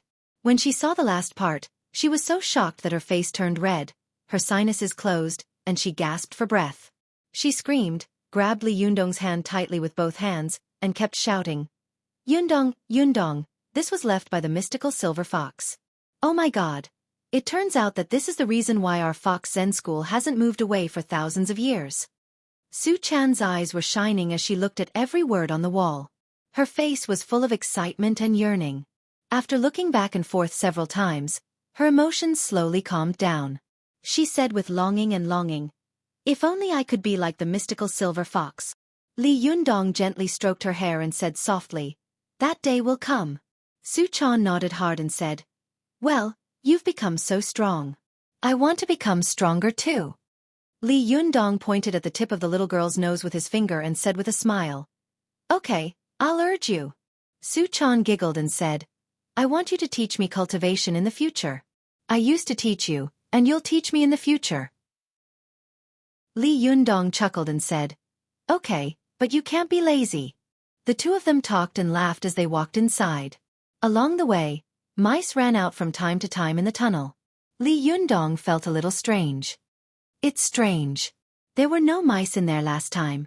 Su Chan said, "It must be because you didn't close the door of the stone cave, so monkeys, birds and mice all ran in." Li Yundong said with a smile, "That must be it." But before he could finish his words, his face suddenly changed dramatically. He pulled Su Chan and ran inside crazily. Su Chan shouted in confusion, "What's wrong? What happened?" Li Yundong didn't say anything. When he pulled Su Chan down to the next floor of the stone cave, he suddenly stayed at the door of the stone room as if he had been hit by the body-fixing spell. The stone room was full of mice, and these mice were frantically gnawing at everything that had fallen to the ground. Li Yundong took a deep breath and covered Su Chan's ears. Then, with a fierce roar, he killed all the mice in the stone room in an instant. Li Yundong watched as the mice fell to the side without making a sound.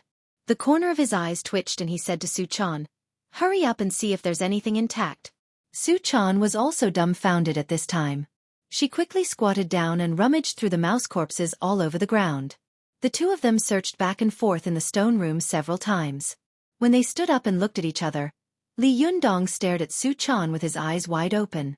Su Chan also stared at Li Yundong with her eyes wide open.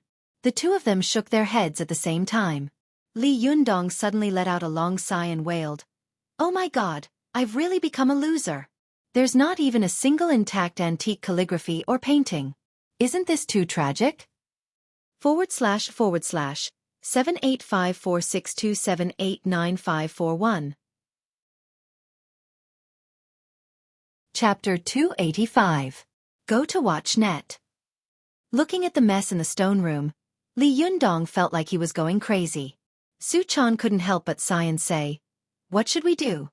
Li Yundong let out a long sigh and said, "It's all my fault for not closing the door. What a tragedy." As he spoke, he casually picked up a painting. It was Wu Daozi's Heavenly King sending his child painting that he had seen before. The head of the character on the painting had been bitten by a mouse, and there was a hole in it. It was truly a tragic sight. Watch net. Kai 9811 Xue 0 net 6 he smiled bitterly and said, "The historians and collectors of China will kill me." Wu Daozi's famous painting was destroyed just like that. Su-chan said cautiously, "Maybe it's fake?" Li Yundong turned his head and smiled bitterly at her. "You really know how to comfort people. Alas, don't say it." This place was probably the meticulous collection of the previous leaders of the Fox Zen School. But now, less than 2 days after I became the leader of the Fox Zen School, these treasures have been completely destroyed by me. I think I can be honored as the most prodigal leader in the history of Fox Zen School. Su-chan had left the Fox Zen School when she was a child. Although her sense of belonging to the sect was strong, it was not as strong as her feelings for Li Yundong. She smiled awkwardly for a while and said, "Why don't we leave here first?" Li Yundong also looked at the broken antiques and paintings on the ground, which were very eye-catching and annoying. He shook his head and said, "Let's go. I'll think of another way. There's really no such thing as getting rich overnight in this world."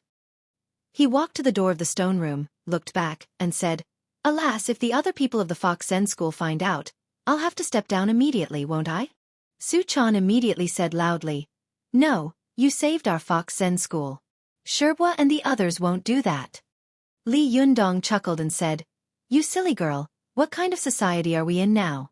Come on, in this economic society, you have to be rich to be the boss.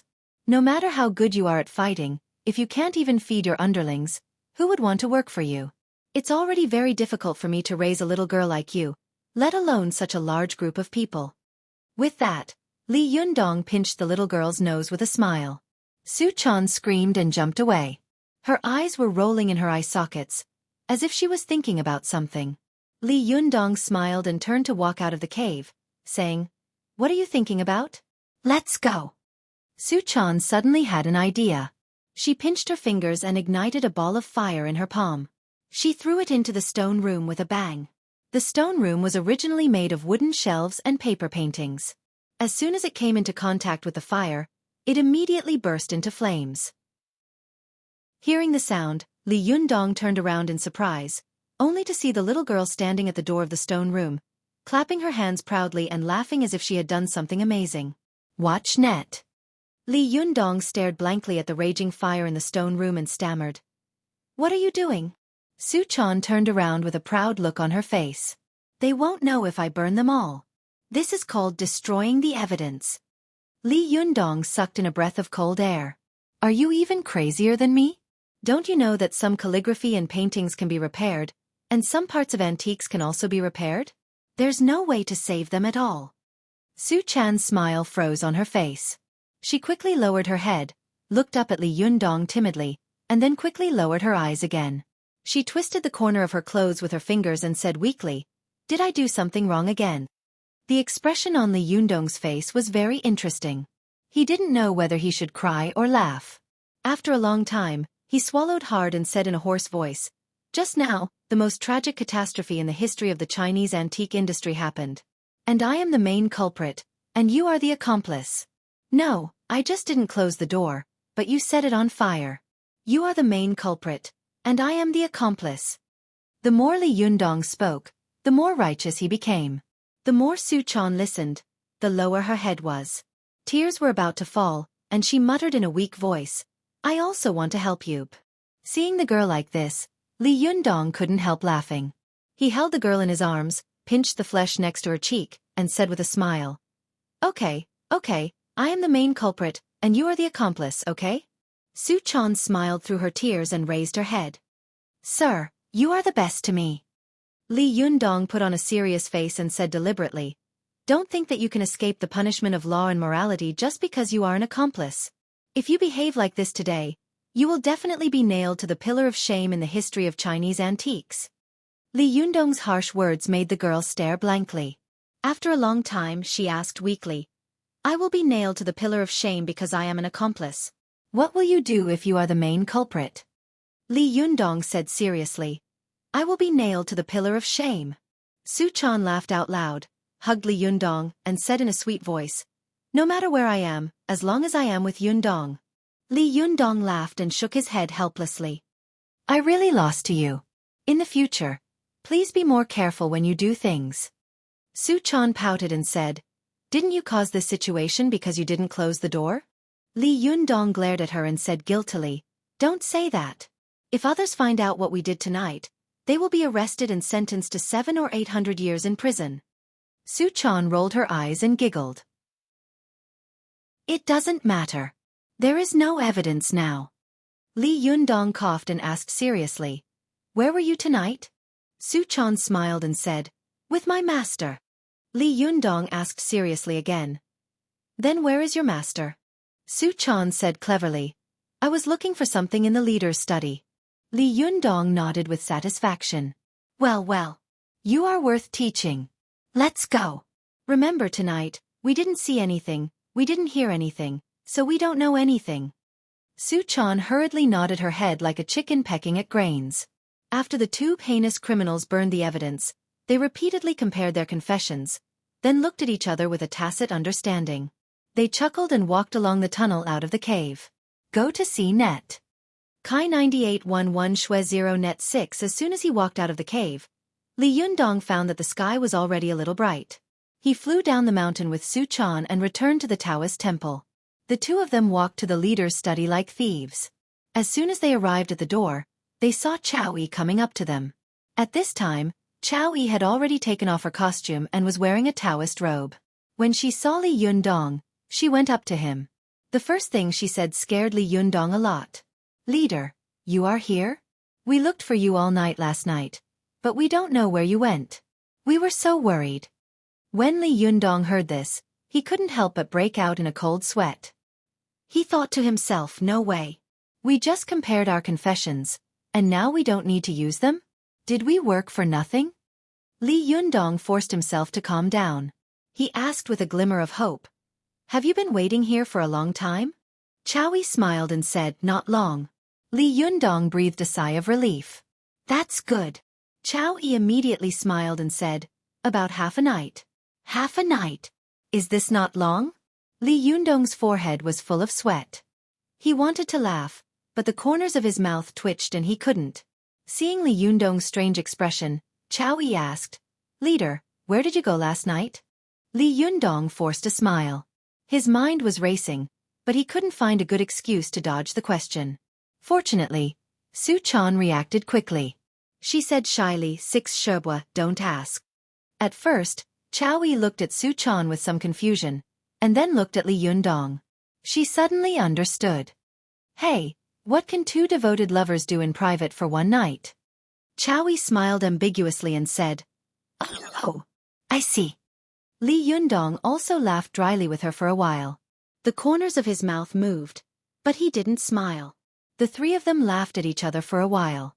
Li Yundong quickly changed the topic and said, what do you want from me? Xueqi sighed and said, thousands of words, but in the end, it all comes down to one word. Money. When the people we invited saw that we weren't going to sing, they shouted that they wanted to leave. Before the performance was finished, they wanted to charge us for the whole performance and the rental of various materials. Li Yundong couldn't help asking, didn't I give you money? Are you using it to play mahjong? Xueqi smiled bitterly and said, Leader, it's just entertainment. Do you really want to spend the money on your own? Besides, we inner disciples don't go down the mountain all day long. What's the use of money? It's nothing more than a flower. However, the money you gave us is not enough. Li Yundong asked, how much do you need? After saying this, his heart was beating like a drum. If it was an astronomical number, then he, the leader of the Fox Zen school who had just ascended to the position of leader of the Fox Zen school, would be disgraced. While he was feeling uneasy, Xueqi gestured a number and said, 38 yuan. Li Yundong almost fainted. He cried out involuntarily, "Don't you have 38 yuan?" Xueqi shook her head like a rattle. "No, the leader of the Fox Zen school is responsible for our food, clothing, and accommodation. We don't need to take a penny." Li Yundong smiled bitterly and said, "These guys are really stingy. They want 38 yuan. Xueqi also smiled bitterly and said, "They also said that your Taoist temple occupies such a large mountain, but you are not willing to give them 38 yuan. Who would believe that you can't afford it? How stingy!" Li Yundong was completely speechless. He pressed his forehead with one hand and thought to himself, "What a tragedy. I'm probably the poorest leader in all of history, right?" Li Yundong touched his pocket and found that he was also penniless. He only had a credit card that he always carried with him. He sighed and said, "Where is there an ATM nearby? I'll go and get some money." Xueqi said, "There is a hotel near the foot of the mountain. Do you need me to go with you, leader?" When Li Yundong heard the word leader at this time, he felt that it was very harsh. He waved his hand and said, "No, I know where it is. Su-chan can accompany me." As he said this, he quickly pulled Su-chan out of the Taoist temple.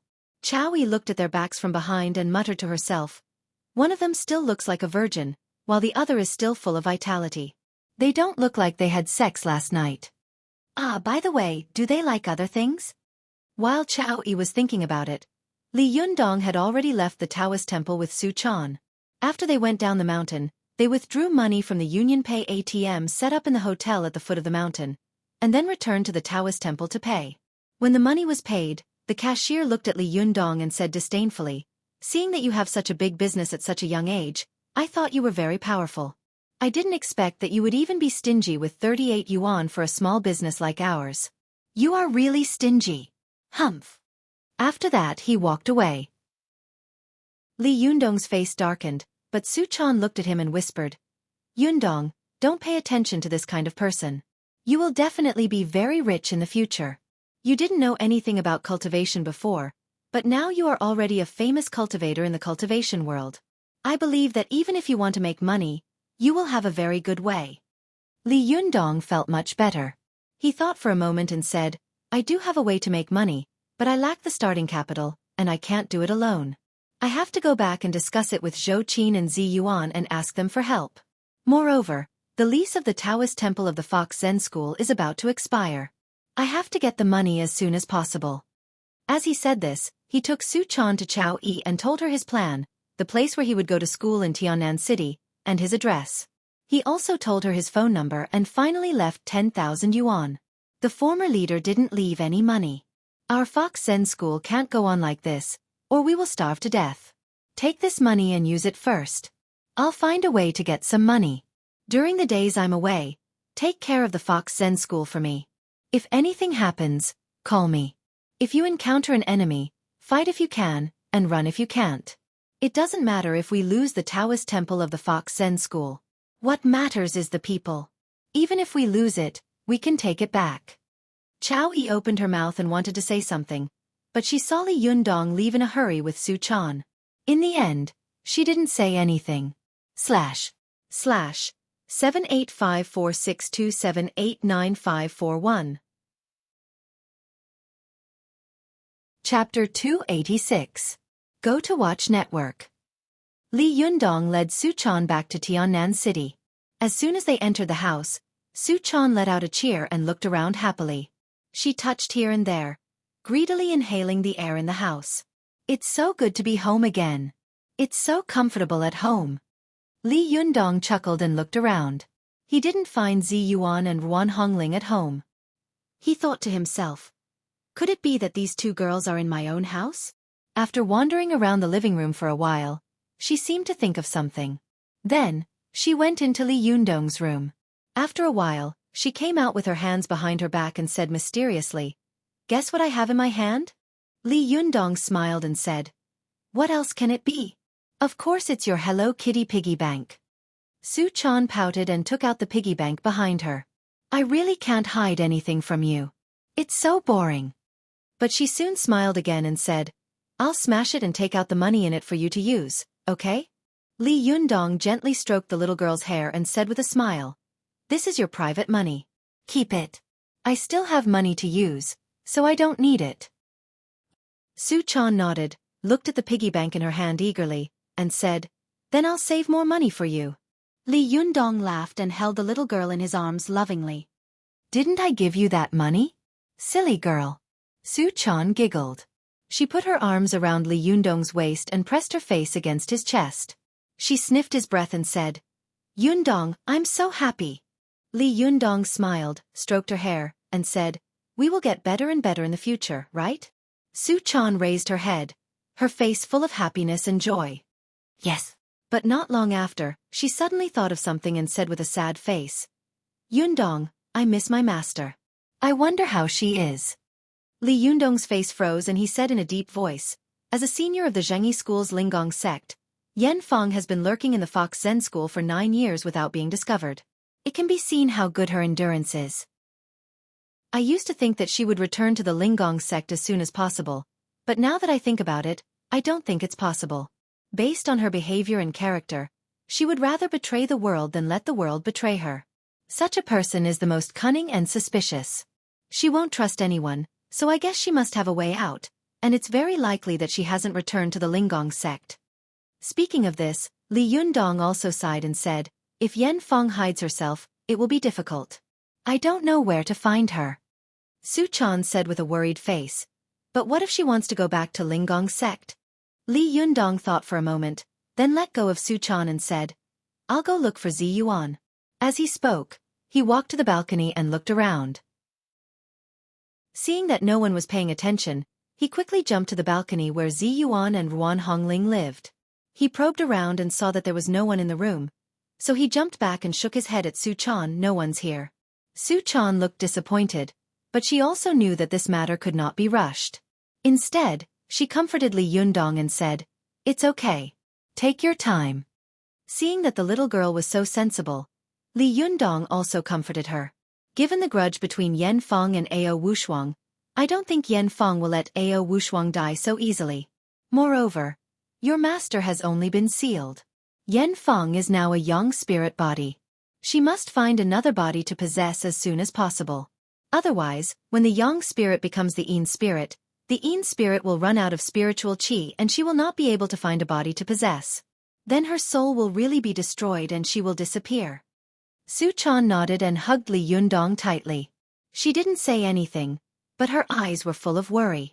Li Yundong patted her back lovingly, but he couldn't help thinking, where are Zi Yuan and Ruan Hongling at this time? Could it be that they have returned to the Linggong sect? Just as Li Yundong was thinking about this, in the Linggong sect of Mount Longhu, Ruan Hongling, who had just woken up from her meditation, opened her eyes. Ruan Hongling had followed Zi Yuan to the Fox Zen school and witnessed an unprecedentedly fierce battle. Although most of the cultivators were experts of the younger generation, their level of fighting was extremely high, which had benefited her a lot.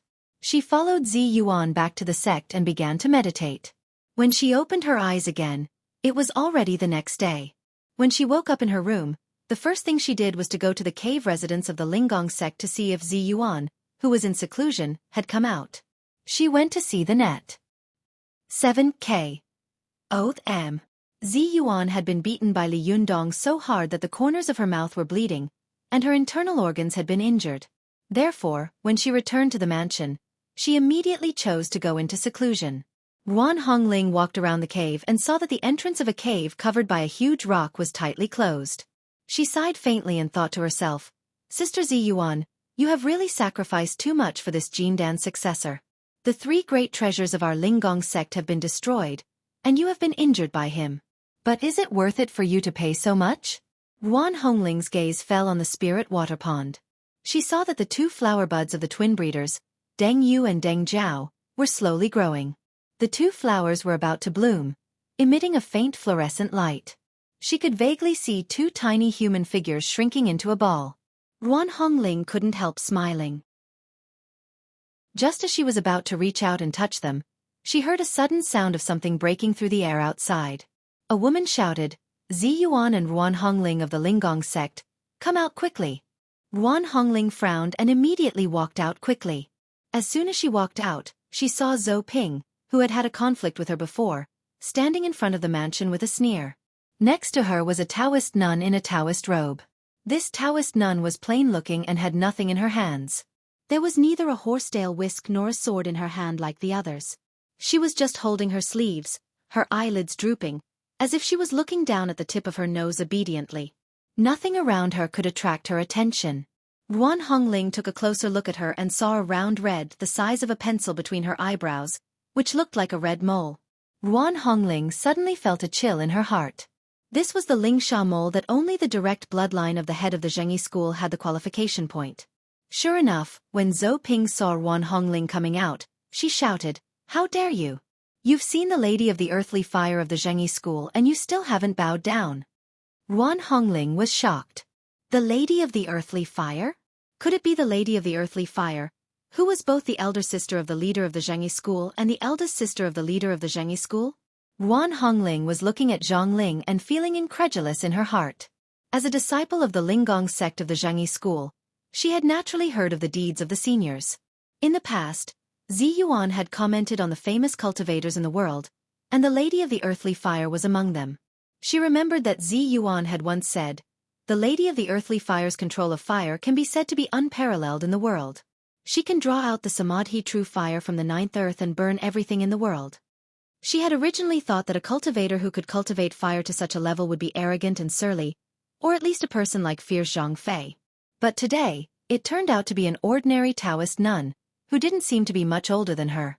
Zhou Ping saw that Guan Hongling was just staring at Zhang Ling without speaking or bowing.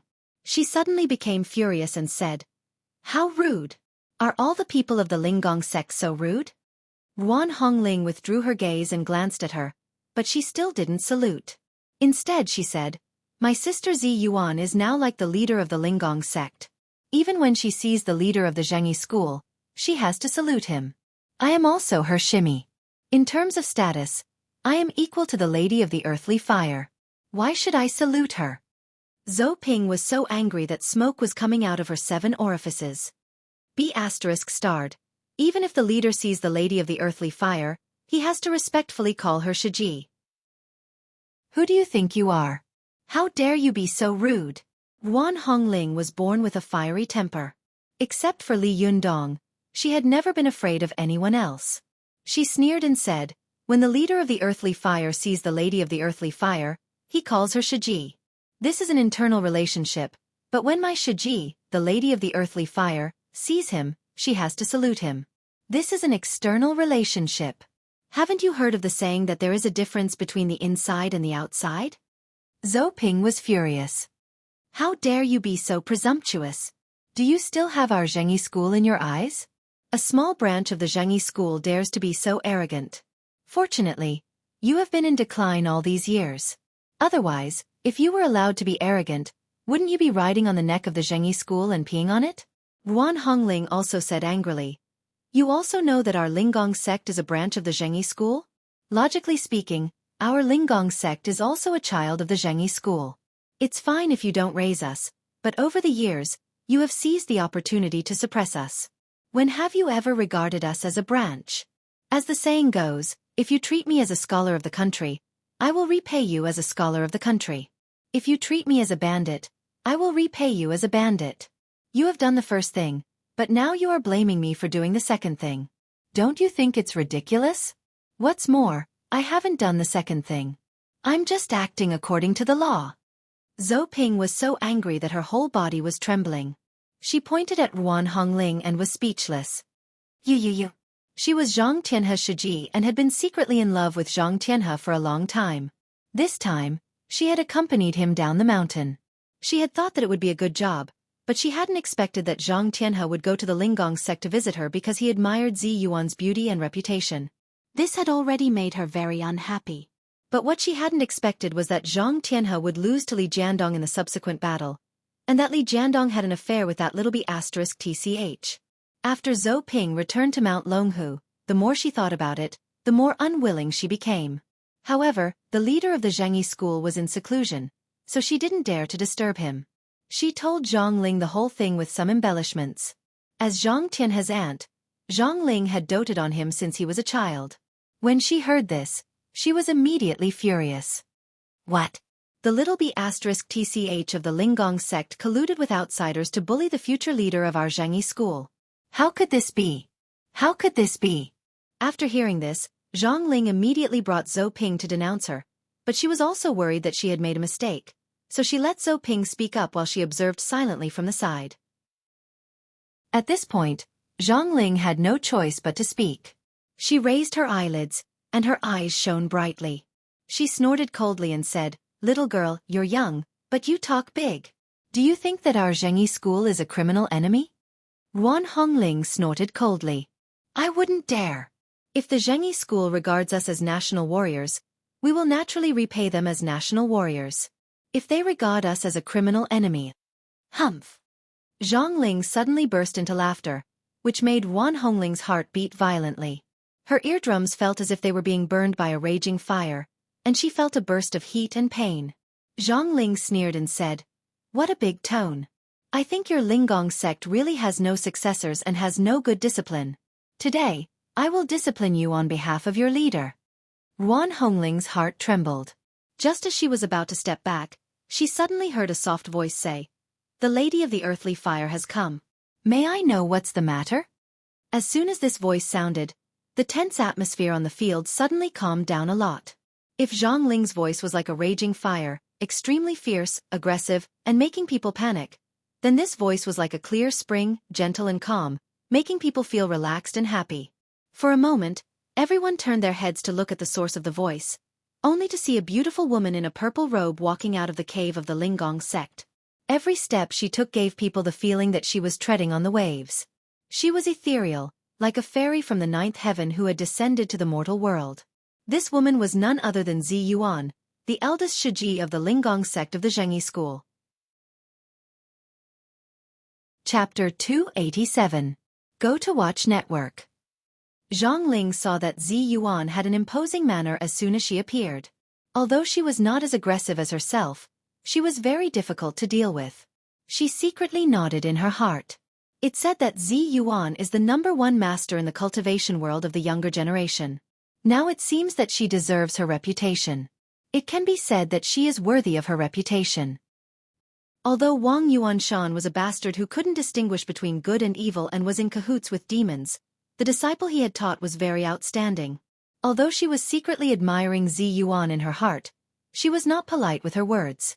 She deliberately pretended not to know Zi Yuan and asked, "Excuse me, this is?" Zi Yuan smiled slightly and bowed. "I'm Zi Yuan from the Linggong sect. Greetings, Zhenren of the Earthly Fire." When Zhang Ling saw Zi Yuan salute her in the manner of a junior greeting an elder, she also withdrew her aggressive momentum. She nodded and said politely, "It turns out to be Zhenren Zi Yuan. It's really better to meet you in person than to hear about you." Zi Yuan smiled and said, "May I know why Zhenren of the Earthly Fire has come?" Zhang Ling snorted and said, "I heard that a cultivator named Li Yundong disturbed the siege of the Fox Zen School by the 6 great sects and injured my nephew, Zhang Tianhe. I wonder if that's true?" Zi Yuan lowered her eyes and said, "Yes." Zhang Ling snorted again and said, "Then let me ask you, do you know this Li Yundong?" Zi Yuan's expression did not change as she said, "Yes." Zhang Ling snorted heavily, and anger appeared in her eyes. "Well, you are really colluding with each other. Zi Yuan, I just called you Zhenren. I hope you can turn back as soon as possible. Don't mix with these demons and ghosts, and don't associate with this kind of self-deprecating cultivator. Otherwise..." Zi Yuan asked lightly, "Otherwise what?" Zhang Ling pointed to the peak of Mount Longhu and said angrily, "Otherwise, your master will be your role model." Zi Yuan's face was calm, but Yuan Hongling couldn't help but say angrily, "What right do you have to teach Sister Zi Yuan like this? In terms of status, she is not inferior to you. In terms of cultivation methods, she may not be inferior to you." Zhang Ling threw her head back and laughed out loud. Her laughter reverberated through the mountains and caused hundreds of birds to fly out of the forest. "When I first heard about this, I didn't believe it. But now that I see your attitude, it's obvious that you have a guilty conscience. How ridiculous! As the future leader of the Linggong sect of Xueqi school, How could he degenerate himself to hang out with such a lowly person? What a disgrace to the name of our Zhengyi school. Let me give you a piece of advice. Zhenren Ziyuan, the sea of sin is boundless. Repent and you will be saved. Although Zhang Ling's words were vicious and harsh, Ziyuan just smiled slightly and remained calm. She bowed her head and said, "Thank you for your teachings, Lady of the Earthly Fire. Everyone has their own way of cultivation. I know very well what I'm doing. You don't need to give me any advice." Zhang Ling's expression changed, and she said sternly, "Ziyuan, don't refuse a toast only to drink a forfeit. You have to understand that the succession ceremony of the head of the Linggong sect in half a year can only be carried out with the approval of our Zhengyi school. Don't play with fire and bring about your own destruction. Once our Zhengyi school disagrees, don't let the sect handed down by Zhenren Tongtian of the Linggong sect die in your hands." After that, she flicked her sleeves and said coldly, "You're on your own. Let's go." Zhang Ling snorted heavily and turned into a beam of cyan light. Zhou Ping also looked at the two of them with a sneer, snorted, and turned into a beam of cyan light to chase after them. "Go to the internet." Seeing that the two of them had left, Ruan Hongling spat fiercely on the ground and scolded, "You be ******. Bah." But after scolding them, she turned to Zi Yuan with a worried face and said, "Sister Zi Yuan, although Sambar is fierce, what she said is right. If the succession ceremony of the head of our Linggong sect can't be held as scheduled in half a year, the position of the head of our sect will either fall to someone else and be appointed by the people of the Zhengyi school, or our Linggong sect will perish." As she said this, Ruan Hongling anxiously tugged at Zi Yuan's sleeve and said, "Sister Zi Yuan, do you want to watch our Linggong sect fall into the hands of others or watch the Linggong sect perish?" Zi Yuan's expression was solemn. She was silent for a long time before she said, "Cultivation is difficult, and it's more difficult than going to heaven. This is the path of cultivation that I have chosen. If there are thousands of disasters, I will do my best to deal with them." Ruan Hongling said anxiously, "But what about the sect? The Zhengyi school is now determined to defeat us, and we are weak. What should we do?" Zi Yuan sighed slightly, stroked Ruan Hongling's hair, and said, "Hongling, there is no such thing as a never-ending banquet in the world, and there is no such thing as an indestructible sect. Even if it was the universe, there would be a day when it would be destroyed. If our Linggong sect is really going to perish, nothing you do will be of any use." Ruan Hongling was stunned. She said again, "Then we might as well announce to the public that our Linggong sect is an independent sect." Zi Yuan shook her head and said, "No, the Zhengyi school will definitely attack us. We have lost 2 of the 3 magic treasures. At this time, we are no match for the Zhengyi school." Ruan Hongling stomped her feet and said anxiously, "This won't do, that won't do, I'm so angry." "You might be able to endure this, but I can't." As she spoke, she seemed to think of something. Her eyes lit up and she said loudly, "By the way, let's go find Li Yundong. Now that his cultivation is so powerful, he will be able to help us. This guy has a lot of tricks up his sleeves. Maybe he has a plan."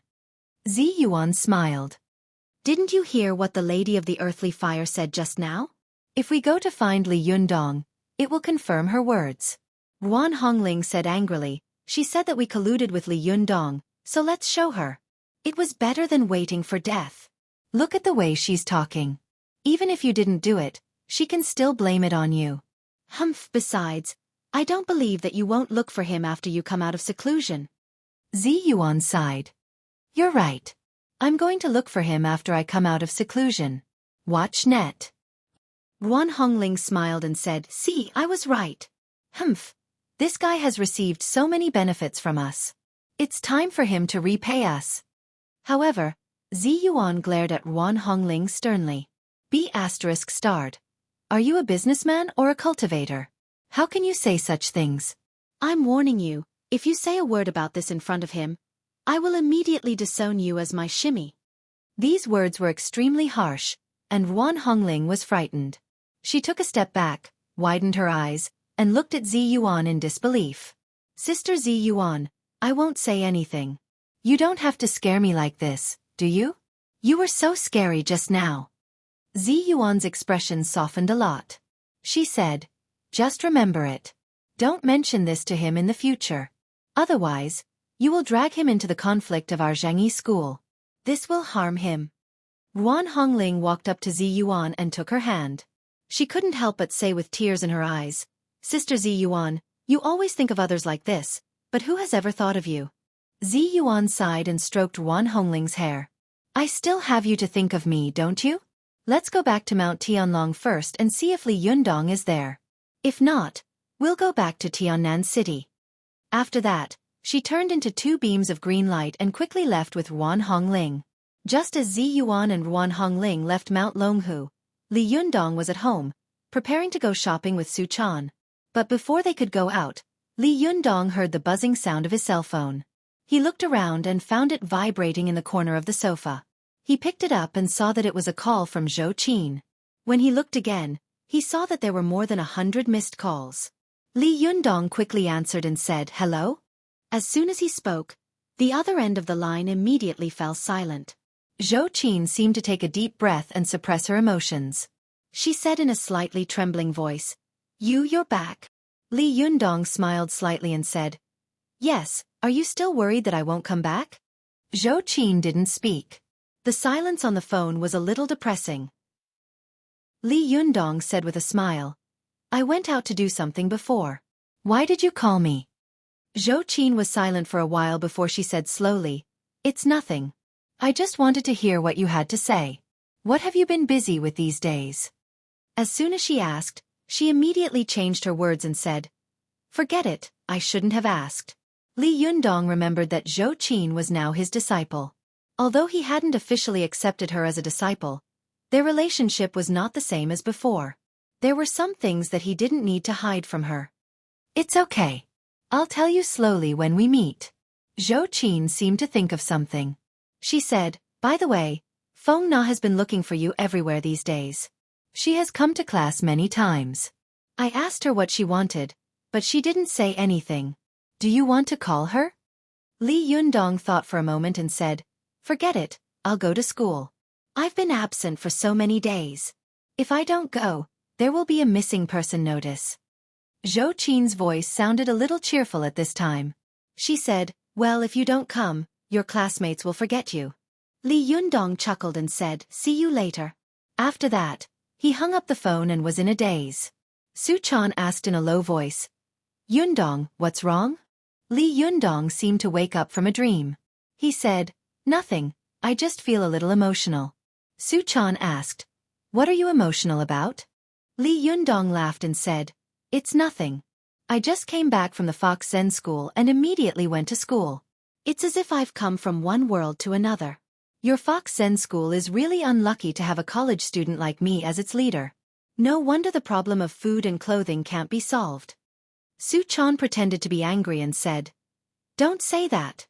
Moreover, this is not your Fox Zen school, but our Fox Zen school. You are now a member of the Fox Zen school. You have to carry forward our Fox Zen school. Reinvigorate our Fox Zen school." Li Yundong laughed and said, "I don't dare to say that. If you don't starve to death, I'll burn incense and pray to Buddha." Su Chan smiled and reached out to touch Li Yundong's cheek. "Shame on you, leader. What a good-for-nothing." Li Yundong grabbed her hand, stared at her, and pretended to be angry. "Do you think it's easy for me to feed a large group of people like you? How dare you say that I'm useless? Watch me." The two of them laughed for a while and then went out. Because Su Chan was by his side, Li Yundong was reluctant to let her walk with him. The two of them still took a taxi to school. As soon as they arrived at the school gate, they saw Xueqi standing there, as if waiting for them. This girl was like a wintersweet standing at the school gate. She was slim and graceful, and her temperament was so cold that no one dared to approach her. Ordinary boys would feel ashamed of themselves if they looked at her for too long. Li Yundong saw Xueqi from afar and waved at her with a smile. When Xueqi saw Li Yundong, her face immediately lit up with joy. However, when she saw Su Chan beside Li Yundong, she quickly hid it carefully. She walked up to Li Yundong and said respectfully, "Master." Su Chan was stunned for a moment. She pulled Li Yundong's hand and asked, "Have you accepted a disciple?" Before Li Yundong could speak, Xueqi said to Su Chan respectfully, "Ma'am." Su Chan suddenly blushed.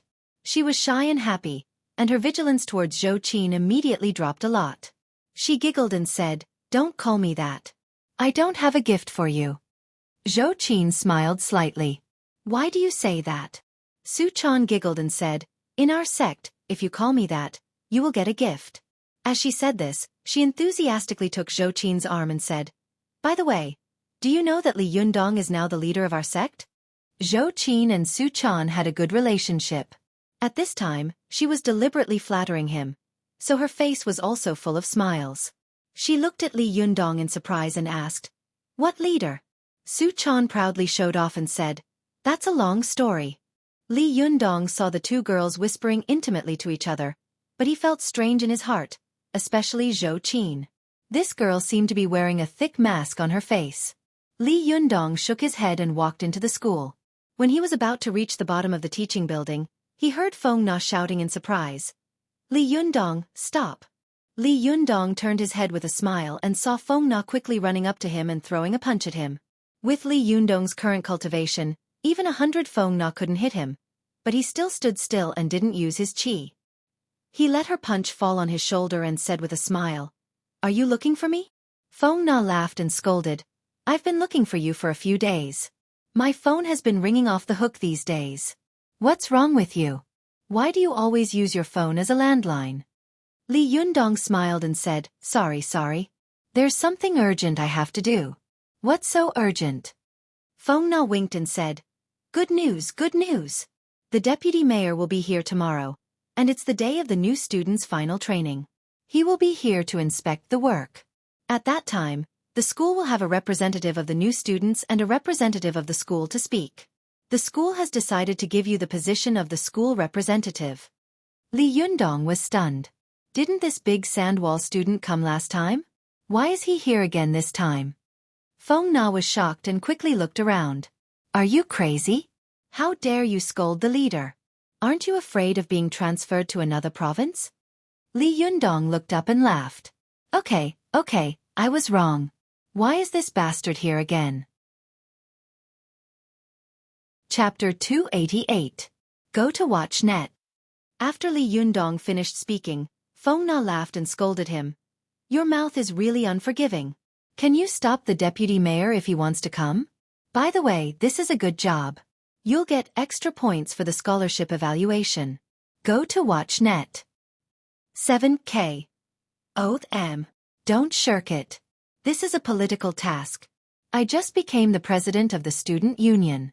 You have to support me in my work, right? Li Yundong laughed and said, look, the first part is good, but the last part is showing your foxtail. Xueqi, who was not far away, heard the word fox. Her ears twitched, and she immediately ran over. What? Are you talking about me? Li Yundong slapped the girl on the forehead. Get out of the way. I'm not talking about you. Don't confess without being hit. Xueqi screamed, held her forehead, and ran 2 steps away. Then, she made a face at Li Yundong. Only then did Feng Na notice Xueqi. She was shocked and asked, Xueqi is back? Li Yundong looked at Xueqi dotingly and said with a smile, yeah. A hint of sadness flashed across Feng Na's eyes, but she soon smiled again. Hey, it's a promise. Remember it. Li Yundong smiled bitterly. Hey, you're forcing yourself on me. How can you be so domineering when you're the president of the student union? You're assigning political tasks to me. Feng Na giggled. Just tell me, are you going to help me or not? Li Yundong spread his hands. Can I not help you? You've already said so much. Feng Na slapped Li Yundong on the shoulder and said casually, good, you're a good buddy. No wonder you're my idol. Just do your best. I have high hopes for you. After slapping Li Yundong, she shook her hand and said with a grimace, it hurts so much. Are you hiding iron on your body? Why does it hurt so much? Then, she waved her hand and prepared to leave. Li Yundong stopped her. Hey, what am I supposed to say then? Don't you have to tell me? Feng Na smacked her forehead. Don't worry, she said. I'll give you the script tomorrow morning. All you have to do is read it. She grabbed Li Yundong's arm and said in a serious tone, we can't let anything go wrong like last time. If something goes wrong, I'll be in trouble. Li Yundong gestured with his hand. Don't worry, there won't be any problems. Watch net. 7K. Oath M. Feng Na smiled and said, "Then I'll leave first. I'll see how you perform tomorrow." Just as Li Yundong returned to campus, Zi Yuan and Ruan Hongling also arrived at Mount Tianlong. However, the two of them did not dare to go to the mountain brazenly. Otherwise, they would confirm Zhou Ping's words and give others an excuse. Zi Yuan asked Ruan Hongling to wait at the foot of the mountain while she secretly sneaked into the Fox Zen School. She saw that the disciples of the Fox Zen School were practicing and cultivating in an orderly manner. There was no depression or sadness after being seriously injured. Seeing this, Zi Yuan sighed in her heart. No wonder the Fox Zen School has not been extinguished for thousands of years. It's not without reason. At this time, the Fox Zen School had gone through another big battle. Ao Wushuang had been sealed and taken away. The leader Lu Yi and Yi Yu had died in battle. The eldest Shiji, Mo Ashi, had been killed 9 years ago. It could be said that all the masters had been killed. Although the remaining seniors of the Fox Zen School had a high cultivation quotient, their shentong and magic arts were very limited. They were far inferior to Zi Yuan. In addition, many people had died in the battle of the Fox Zen School, so the Taoist temple seemed to be sparsely populated. Therefore, no one noticed Zi Yuan sneaking into the Fox Zen School. After asking around, Zi Yuan slipped out of the Fox Zen School and shook her head at Ruan Hongling, who was greeting her at the foot of the mountain. "He's not here. Let's go back to Tiannan City and have a look." After that, the two of them turned into a beam of blue light and left. However, Chao Yi and the others in the Fox Zen School had no idea that Zi Yuan had already come and searched the entire Fox Zen School. At this moment, she was pacing back and forth in the backyard of the Taoist temple with a solemn expression. Her brows were furrowed with worry. Zhuang Yiting, Zhang Sunhong, and Lu Yuehong, who were passing by, saw her. Zhuang Yiting immediately smiled and said, "Sixth junior martial sister is here." "Sixth junior martial sister. What are you doing?" When Chao Yi saw the three of them, she said with a smile, "Ah, it's third Shiji. I'm not doing anything, but you three are together. What's the matter?" In the Fox Zen School, eldest sister Moashi was dead, and second senior brother Gu Feng was also dead. Only Zhuang Yiting, who was ranked third, was now the most senior. She said, "I couldn't find leader last night, and he left early this morning. I thought about it and felt uneasy, so I went to fourth junior sister Zhang Sunhong to discuss this matter." Coincidentally, fifth junior sister Lu Yuehong was also at her residence. "She had the same worries as me, so the three of us discussed it and came to you. You are the most opinionated among us. We would like to hear your opinion." Chao Yi laughed and said, "I happen to be worried about this matter. Shiji, please come in and have a seat. Watch net. 7K. Oath M." As she said this, she welcomed the three Shiji into the room. The layout of Chao Yi's room was not very different from that of Lu Yi, Ao Wushuang, and the others. However, Ao Wushuang and Lu Ye's rooms mostly used square tables and stools, while Chao Yi used round tables and stools. They scattered around the table and sat down. Chao Yi poured tea for them and said with a smile, "I happened to be thinking about this matter before you Shiji came. Our Fox Zen School has gone through a great change. It can be said that our arms have been destroyed and our legs have been crippled. We can be called useless. Although Ao Wushuang left the Fox Zen School 10 years ago, which greatly weakened the power of the school, we still have leader Lu Yi, Yi Yu, and eldest sister Moashi to support us. Although we can't compare with the big sects, we are not weak." When the three Shiji heard this, they all nodded and sighed. Chao Yi continued, "Although most of us are six-tailed spiritual foxes, most of our magic skills are illusions, witchcraft, and charm, which are useless in a fight. If we encounter a few hotheads who don't have a solid cultivation, it won't be a problem to seduce them. But if we encounter an orthodox Xian men like Zhang Tianhe, who is extremely strong in both mind and internal energy, then we will die. Not to mention other things, now there is no need for the 6 great sects to come together. Even if only the Jinshan sect comes, we won't be able to handle it. We will have to run away with our tails between our legs." The three Shiji sighed together and said, "Yes, yes." Among them Zhuang Yiting, who was tall and had a neutral voice, said, "Sixth Shimi, what do you think we should do now? The new leader doesn't seem to have much interest in succeeding the position of leader of the Fox Zen School. When he took over, he was in danger. I think it won't be long before he steps down.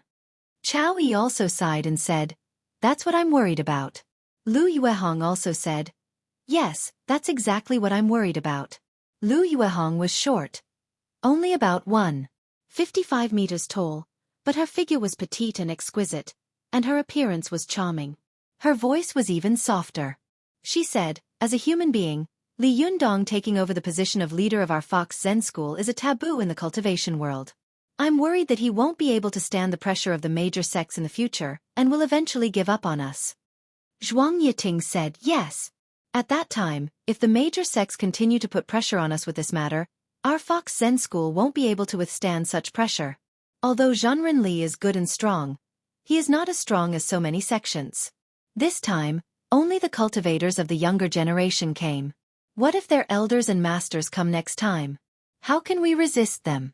But if he doesn't become our sect leader, then any small sect will be able to bully us. This is really a dilemma. At this time, Xueqi said, what you see is that if Li Yundong doesn't succeed as the leader of our Fox Zen school, we will be in danger of being destroyed. But what I see is that if he can continue to be the leader of our Fox Zen school, there will be hope and possibility for our school to prosper. The other three looked at her and asked, what's the difference between the two? Instead of answering, Xueqi asked, let's reach a consensus first, that is, do we want Zhenren Li to succeed as the leader of our Fox Zen school? The other three said in unison, of course. Zhuang Yiting smiled and said, Zhenren Li is a rare cultivation master in recent years. He is young and promising, and he has a chivalrous heart. The most commendable thing is that he doesn't look down on us because we are fox spirits. Lu Yuehong, who was standing to one side, said, I think the rarest thing is that he has true feelings for Su Chan, a disciple of our Fox Zen school. The two of them fell in love with each other, which is very commendable. At this time, Xueqi sighed and said, we don't know whether this is a blessing or a curse for the time being. When Ao Wushuang and Wang Yuanshan, the leader of the Linggong sect, fell in love with each other, didn't they also make a lot of noise and cause the two sects to decline at the same time? Xueqi suddenly changed the topic and said, since we all hope that Zhenren Li will be our leader, what I want to say is that since ancient times, in the cultivation world, which sect has not become famous because of a certain genius? The Chuanzhen Dragon sect became famous all over the world because of Xueqi. The immortal and Buddhist sects became widely known because of Wu Shouyang and Lu Huayang, and the Donghua sect became known all over the world because of Ning Chuanzhen. Our Fox Zen school is also known to the world because of Ancestor Rock and the mystical Silver Fox.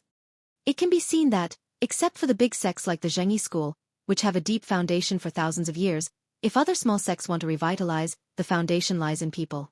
It depends on whether there is an amazing person who can carry forward their sect. Xueqi said with confidence.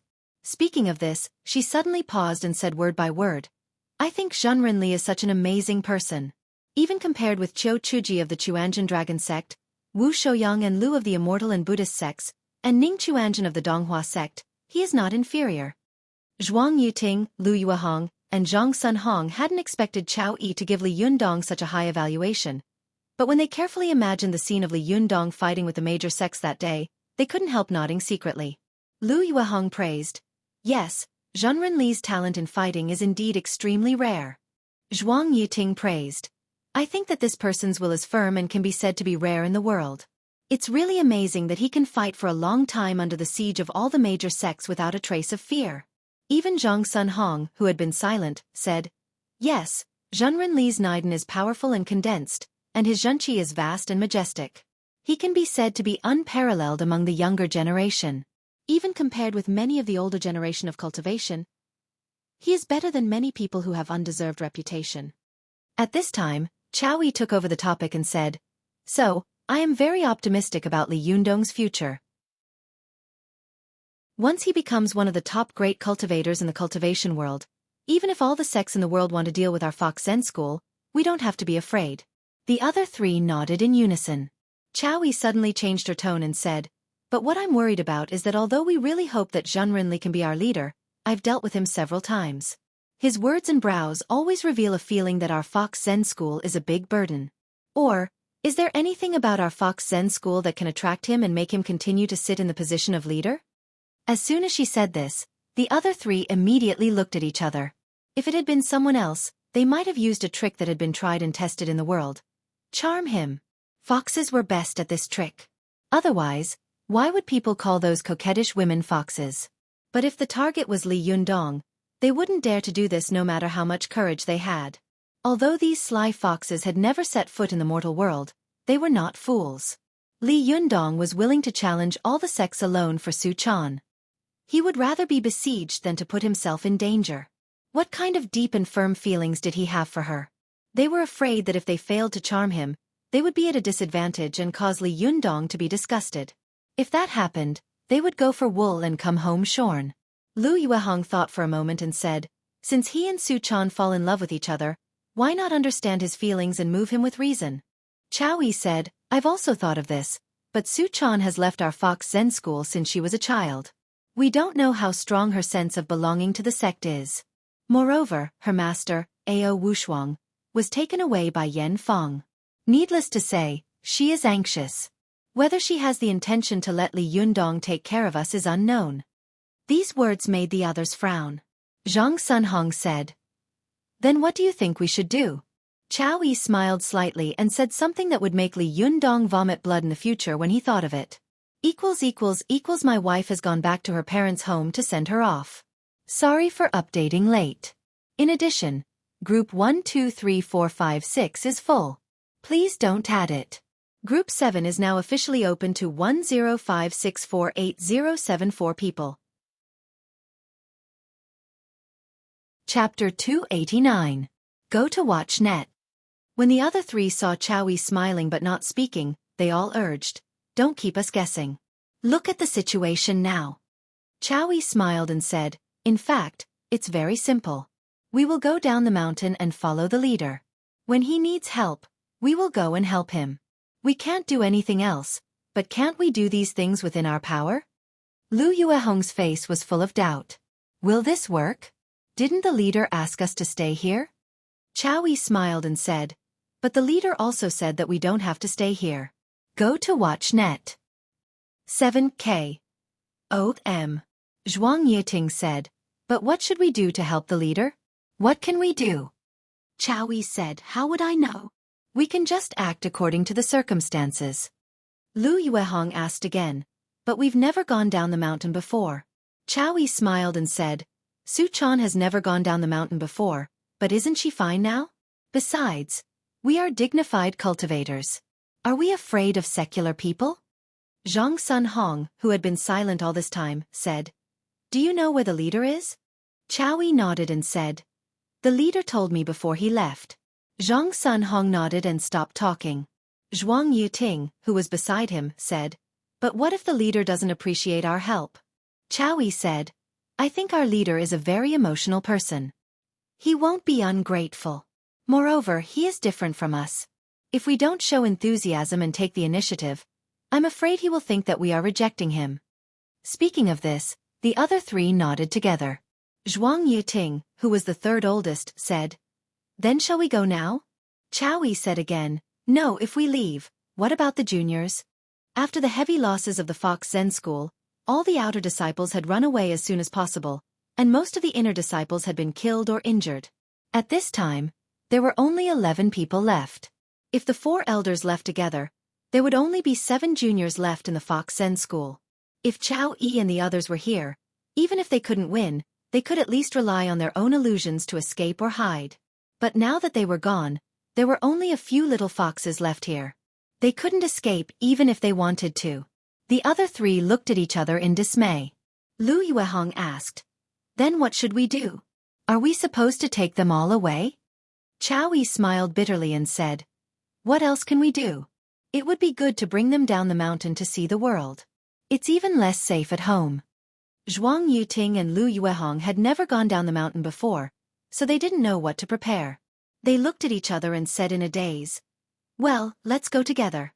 Zhang Sunhong said, but the sect can't be empty. I'll stay here. If anyone comes, there will be someone to entertain them. Xueqi said worriedly, Shiji, can you do it alone? Zhang Sunhong smiled faintly. It's fine. Even if I can't beat them, can't I run? Our Fox Zen school may not be powerful in other kung fu, but we are definitely the best at escaping. If we make up our minds to run away, No one can catch up with us. Watch net. Xueqi laughed. That's true. Xueqi, you stay in the sect. We'll take the juniors down the mountain. After a private discussion, the big foxes came to the front hall of the Taoist temple and gathered the other 7 little foxes. When they told them that they were going down the mountain, the little foxes cheered and their eyes lit up. Are we going down the mountain? That's great. Can we finally go out and see the mortal world? Hooray! Seeing that the little foxes were so naughty, Xueqi glared at them and shouted, "How can you be so noisy?" Only then did the little foxes quiet down again. They whispered to each other and chattered, their excitement evident on their faces. "Hey, I heard that the people at the foot of the mountain are dressed so beautifully." "Yes, I wonder what it's like at the foot of the mountain. But I don't have any good clothes." "Oh, don't you have a very beautiful set of clothes? Just wear that one." "Will that one work?" "Yes, I'm going to wear it too." Xueqi sighed and said, "If you keep quarreling, we'll go by ourselves." Only then did the little foxes shut up and stop talking. They all looked at Xueqi eagerly. Xueqi thought for a moment and deliberately said seriously, "It's impossible for everyone to go this time. Someone must stay behind to guard the sect. If any of you is disobedient, I'll let her stay behind to guard the sect alone." When the little foxes heard this, they immediately fell silent. They all kept a straight face and looked straight ahead, like soldiers about to go to war. Seeing that Xueqi had frightened the little foxes by playing the good cop, Zhang Sunhong laughed and said, "Well, don't scare them. I'll take care of the sect. You can all go." The little foxes immediately cheered and surrounded Zhang Sunhong, chattering, "Fourth Sherbua, you're the best." Xueqi pretended to be angry and said, "You only know how to praise Fourth Sherbua? Well, then you can go with her." The little foxes rushed toward Xueqi again. "Sixth Sherbua is also the best." Xueqi scolded them with a smile. "You're a group of fence-sitters. Listen up. This time you're not allowed to run around. If you're disobedient, don't come back in the future. In addition, go back now.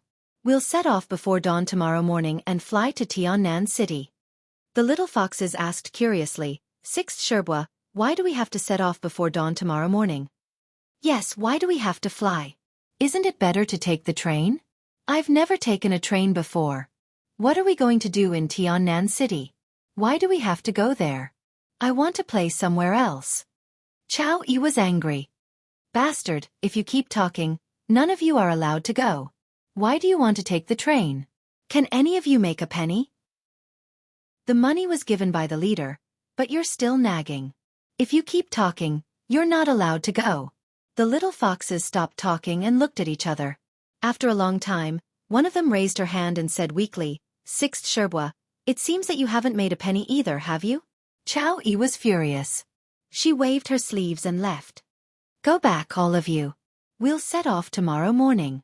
The next morning, the big and small fox spirits set off from Mount Tianlong in a mighty manner before dawn. When the sky began to brighten, they flew to Tiannan City and began to land one after another. Watch net. After the group of fox spirits landed on the ground, they walked for a while before they arrived at the city. They looked around curiously at the various modern buildings in the city. For a moment, they were dazzled by the high-rise buildings made of reinforced concrete and the heavy traffic on the wide roads. The little foxes pointed at the passers-by and whispered to each other, "Hey, they're dressed differently from us. Yeah, their clothes are so ugly. Our clothes are the best." That's right, that's right. I've heard of a term called what time. It's fashionable, idiot. Yes, what is fashionable? It's different from the masses. At this time, it was about 8 o'clock in the morning, the rush hour. The little foxes were self-righteously commenting on the passers-by on the side of the road, but they didn't feel that their clothes were strange at all, attracting the attention of passers-by. They were all wearing ancient dresses, very similar to what Xueqi had worn when she first came to Liyundong. The passers-by on the street were all stunned and thought to themselves, "Where did this group of beautiful women come from? Which crew is going to shoot a movie here?" A driver saw the group of women in beautiful ancient dresses from afar, and his eyes immediately went wide. He didn't even look at the road and directly caught up with the car in front of him. Then, one after another, cars rear-ended one after another. After the rear end of the car, the drivers got out of the car, but they didn't go to find trouble with the other party. Instead, They all stared at the group of fox spirits going down the mountain in astonishment. Needless to say, the fox spirits were gorgeous and beautiful. In the past, the appearance of one was enough to cause great waves in the human world, not to mention the sudden appearance of so many fox spirits, and their costumes were so eye-catching. These fox spirits were all exquisite, beautiful, and delicate. Even an old fox spirit like Xueqi looked like a young girl in her 20s. Moreover, compared with these frightened little foxes, they were much more dignified, and there was a kind of enchanting charm in their reserved manner. As soon as this group of fox spirits appeared, the road was suddenly in a mess, and there were continuous car accidents. The pedestrians on the road stopped walking and stared at them. Some of the bolder ones went up to them and asked, "Are you going to shoot a movie?" Xueqi and the others didn't speak, but the younger generation couldn't help but ask curiously, "What is a movie?" "Hey, do you know where our sect leader is?" "Yes, we're here to find him." When these people heard this, their expressions became strange. "Leader? What leader?" Xueqi couldn't stand it anymore and said seriously, "Hello, do you know Li Yundong?" These people looked at each other. "Li Yundong? Who is he?" The little foxes were immediately displeased.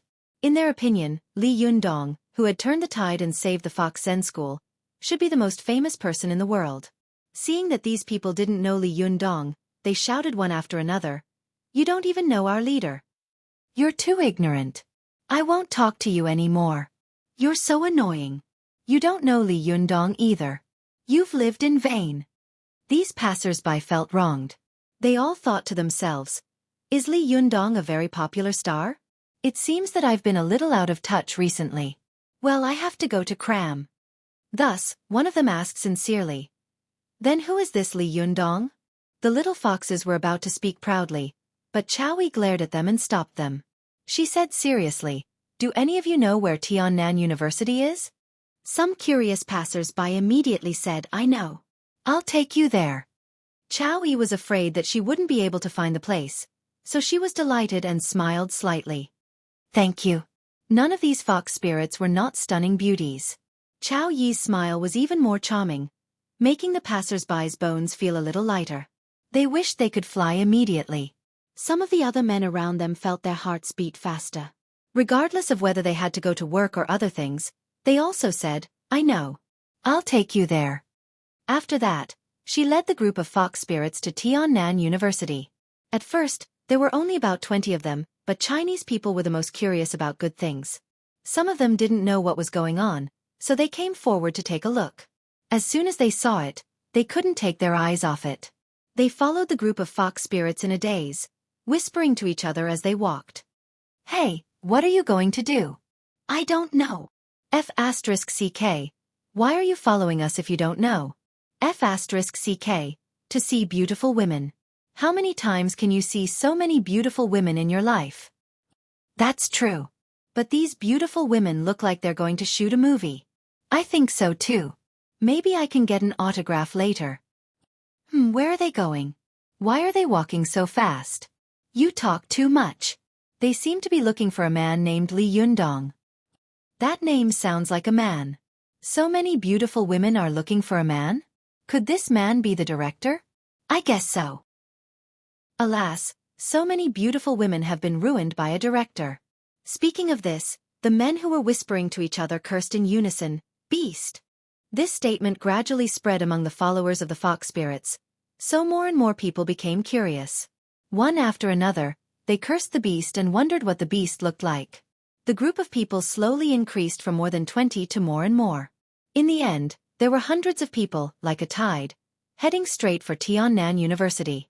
The city leaders were coming to Tiannan University that day, so the school gate had been closed early. The security guard at the school gate was shocked when he saw such a group of people rushing toward the school from afar. He thought to himself, "Oh my, are they going to riot?" When the little foxes at the front saw the school gate being closed from afar, they shouted, "Open the gate! Open the gate!" As soon as they shouted, the people behind them also shouted, "Open the gate! Open the gate!" The school security guard's face turned pale with fear. He would have dared to stop one or two people, but with so many people, who would dare to stop them? Besides, the gate was only half closed and not locked. It was too late to lock it at this time. Just as he was hesitating, The crowd had already arrived in front of him. They rushed past him like a torrent and rushed through the door. The crowd rushed in like a tide, causing the hat on his head to be tilted askew. He barely controlled his body so that he wouldn't be squeezed by the crowd. He grabbed a man and asked, "Hey, what are you doing? It's illegal to break into the school." The man who had been caught rolled his eyes. "Who wants to break into your stupid school? Do you think you're the municipal government? Hey, let me ask you, where is Li Yundong?" The school security guard was stunned. "Li Yundong?" The man immediately asked, "Do you know him?" The security guard slapped his thigh. "Of course I know him." The people around him said one after another, "This beast is really famous. Where is he? Where is he? Take us there." Almost at the same time, Xueqi and the others also asked the students in the school, who were stunned by the scene, about Li Yundong's whereabouts.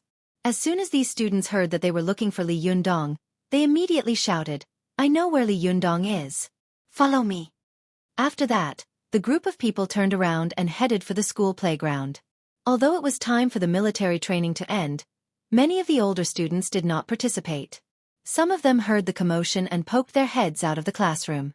They immediately asked around curiously, and when they heard the commotion, they immediately laughed and joined the crowd. The crowd grew a lot bigger, and in an instant there were about 800 or 900 people. They went straight to the school field in a grandiose manner. Please do not join the group repeatedly.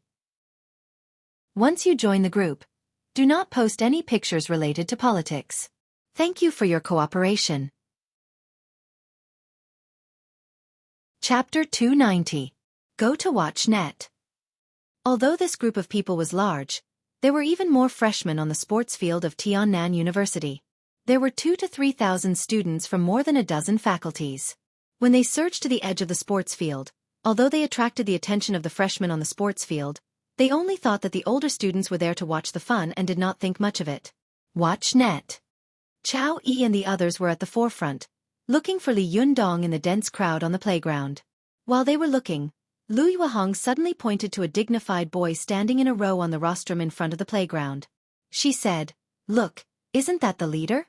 When Xueqi and the others saw this, they were overjoyed. The little fox spirits were about to shout, but Xueqi quickly stopped them. She glared at them and said, "Don't shout. Let's figure out the situation first." The little foxes nodded and said, "Sixth Sherbua is right." At this time, Deputy Mayor Luo had already finished speaking on the rostrum. It was the principal's turn to speak. After the principal finished speaking, it was time for the new and old student representatives to speak. Li Yundong was standing on the rostrum with his eyes closed when he felt someone poking him. He opened his eyes and saw Feng Na winking at him and saying, "Hey, are you nervous?" Li Yundong couldn't help laughing. He had dealt with the siege of the major sections. What was this battle in front of him? Wasn't this a joke?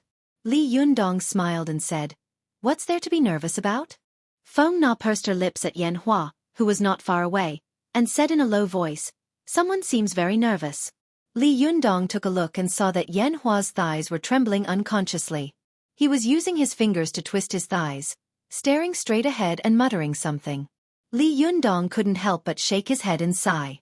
Why does this guy look like he's possessed by a ghost? Feng Na pursed her lips into a smile and said, "Isn't it because you are giving him too much pressure?" Li Yundong snorted and said, "That's because he's too competitive. He likes to compete with everything." Feng Na whispered, "Hey, I heard that Deputy Mayor Luo came to the school for an inspection because of him. This guy is a big shot, so it's understandable that he's a little nervous." Watch Net. 7K. Oath M. As soon as she finished speaking, Deputy Mayor Luo walked up to him, patted him on the shoulder, and said kindly, "Xiaoyan, don't be nervous. This is just a small matter for you.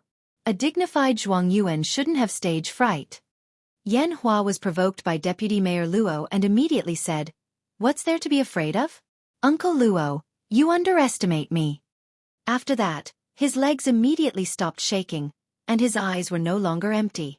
They became bright and full of spirit. He looked at Li Yundong with a belligerent look, full of provocation. Covering her mouth, Feng Na giggled. "This guy still can't forget about suppressing you." Li Yundong rolled his eyes at Feng Na.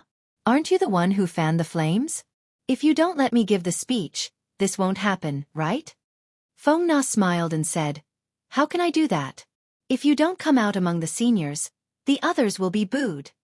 Li Yundong said in a low voice, hey, I'm telling you, this is the last time. I won't agree next time. Feng Na said with a disappointed look, ah? Then won't you break the hearts of your fans and make them despair? Li Yundong scolded with a smile. Don't give me that. The two of them were talking and laughing, but suddenly, the principal had finished speaking. Yan Hua walked up to the rostrum with his chest puffed out and began his speech loudly. Li Yundong and Feng Na saw that Yan Hua didn't have a piece of paper in his hand, so it was obvious that he was giving an impromptu speech. Feng Na smiled and said, oh, he's the first one now. I was wondering what he was mumbling just now. It turns out that he was reciting the script. Li Yundong saw that Yan Hua's tone was rhythmic, and there was no stuttering between his words. He was indeed a natural speaker. He couldn't help but laugh and say, this guy seems to be running for president of the student union with you. His speech seems to be running for president of the student union. At this time, not only did Li Yundong hear it, but even Xueqi and the others outside the playground could tell that something was wrong. Lu Yuehong saw that Yan Hua was full of passion and generosity, and that he was the hero of the world. She couldn't help frowning and asking, Shimmy, what is he talking about? Why am I a little confused? Xueqi also frowned. She shook her head and said, I don't know. Let's go. However, a little fox spirit said carelessly, oh, it's very simple. This is the major sex election for the leader of the cultivation world. Look, two old men went up to talk, and then another one went up. I don't know who will go up next. She was talking nonsense, and the other fox spirits, who had never seen the world of cultivation but didn't understand the world of mortals, nodded in unison. That makes sense. As the saying goes, public opinion can melt gold, and accumulated slander can wear away one's bones. Seeing that they were all saying the same thing, Xueqi also began to waver and muttered, is that really the case? At this time, Zhuang Yiting suddenly said, hey, don't you think this person looks like Yan Feng?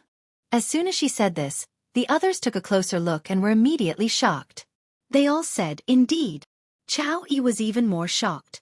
She said, could it be that the major sects are really running for the leader of the cultivation world? However, if the leader of the cultivation world doesn't fight, why should they compete with words?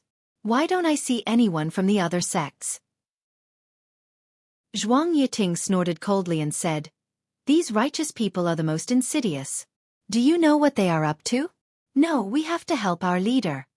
The other foxes said one after another, how? Zhuang Yiting said, our spiritual power is weak, so we can't help in a fight, but we can try our best to make trouble and stop this person from speaking. The other foxes laughed at the same time. Good, that's a good idea. However, as soon as they finished speaking, Yan Hua had already finished speaking. He bowed and stepped down from the stage, so neat that the foxes with evil intentions didn't even have a chance to do anything. All of a sudden, the fox spirits were dumbfounded. They looked at each other and said, oh no, he's finished. What should we do? Yan Hua's speech was indeed wonderful. As long as one had ears and judgment, they would secretly praise him and give him a heartfelt applause. This young man was indeed talented in debating. His speech was endless, and he did not have stage fright at all. He immediately won a thunderous applause from the audience. After he left the stage, Deputy Mayor Luo patted him on the shoulder with relief. Not bad. You didn't embarrass your old man. Yan Hua raised his head proudly. Thank you for your praise, Uncle Luo. After that, he glanced at Li Yundong and said provocatively, it's your turn to go on stage, Li Yundong. He emphasized the last three words, and Deputy Mayor Luo also felt the hostility in Yan Hua's heart. He looked at Li Yundong and immediately remembered that this was the boy who had teased his foreign friends at the exchange meeting at Tiannan University last time. He said with a fake smile, it's you. Do your best. Li Yundong smiled at him, neither servile nor overbearing, and walked to the rostrum. He didn't take Yan Hua's provocation to heart, nor did he intend to compete with him. Therefore, he didn't intend to go off script and still prepared to give a speech according to the script. When the three old foxes, Lu Yuehong, Xueqi, and Zhuang Yiting, saw Li Yundong on the stage, they immediately began to whisper to each other, oh, the leader has gone up. What should we do? We didn't help him just now, but we can't miss it this time. Yes, but how should we help him? Xueqi thought for a moment and said, last time, the leader fought against the heroes, and we cheered from the side. I think this time we will be no exception. Let's cheer for the leader together. The fox spirits nodded one after another. Okay, let's do that. After that, they were about to shout, but they opened their mouths and closed them again. They all turned around and said, Xueqi, what should we shout? How? Xueqi thought for a moment and said, it seems that mortals like to cheer? Her voice was a little louder, and a female student next to her immediately said, what era is it? Why are you still shouting this? Xueqi asked in confusion. Then what should we shout?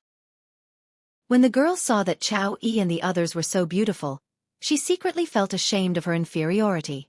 Hearing their nonsense, she couldn't help but roll her eyes and sneer.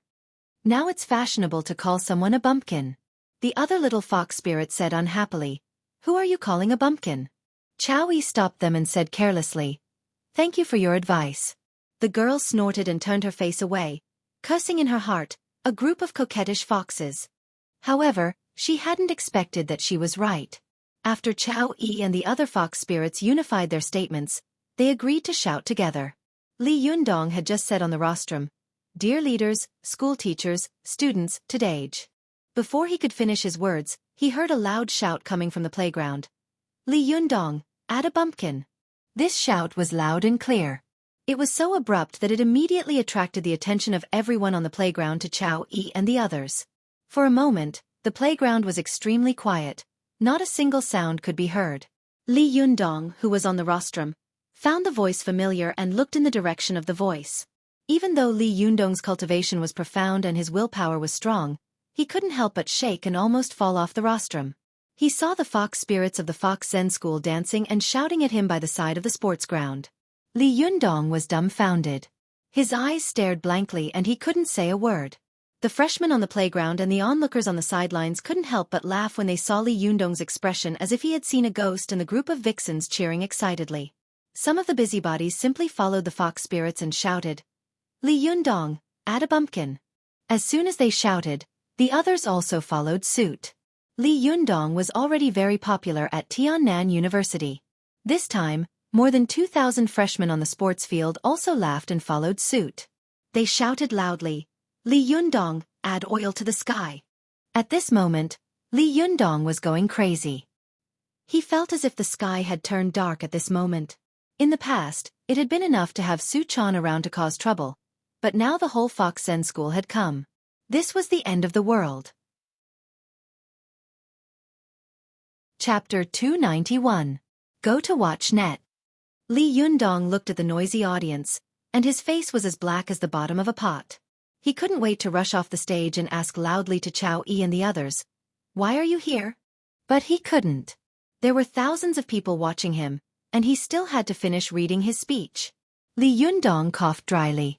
Just as he was about to open his mouth, he saw that the students under the stage had already burst into laughter. As soon as he opened his mouth, the sound coming from the microphone could not be heard. Go to watch net. 7K. Oath M. The school teachers on the rostrum looked at the scene below the field with their mouths agape. They had never thought that such a thing would happen. The principal, who was close to Deputy Mayor Luo, was sweating profusely. Deputy Mayor Luo said with a fake smile, well, Tiannan University is really lively and unique. This sentence made the school leaders sweat profusely. They wanted to rush off the stage to cover the mouths of every student. Although these teachers were flustered and exasperated, there was someone who was even more flustered and exasperated than them. This person was none other than Yan Hua. Yan Hua saw that his carefully prepared speech was no match for Li Yundong's silence, especially when he had invited Deputy Mayor Luo to cheer for him. In the end, the limelight had been stolen by Li Yundong. How could he not be angry? How could he not go crazy? Yan Hua's heart was bleeding with hatred. Seeing that the scene was in a mess, he kept saying in his heart, go ahead and make trouble. Let's see how you get off the stage. Seeing that the situation was getting out of hand, Li Yundong frowned, secretly mobilized his Xueqi, used the mantra Mahamudra Kung Fu, and said again, dear leaders, teachers, students, hello. As soon as he said that, he immediately suppressed the voices of everyone present. His words revealed a power that was not angry but naturally dignified. It was like Vajra chanting, or Buddha chanting scriptures, causing everyone who heard it to unconsciously quiet down. For a moment, the chaotic playground immediately quieted down. Everyone looked up at Li Yundong on the rostrum and listened to him speak. Although the boy was reciting clichés according to the script, people felt that there was a sense of gentleness and reliability in his voice, which made people feel warm in their hearts. It was as if a force of vitality was growing in them.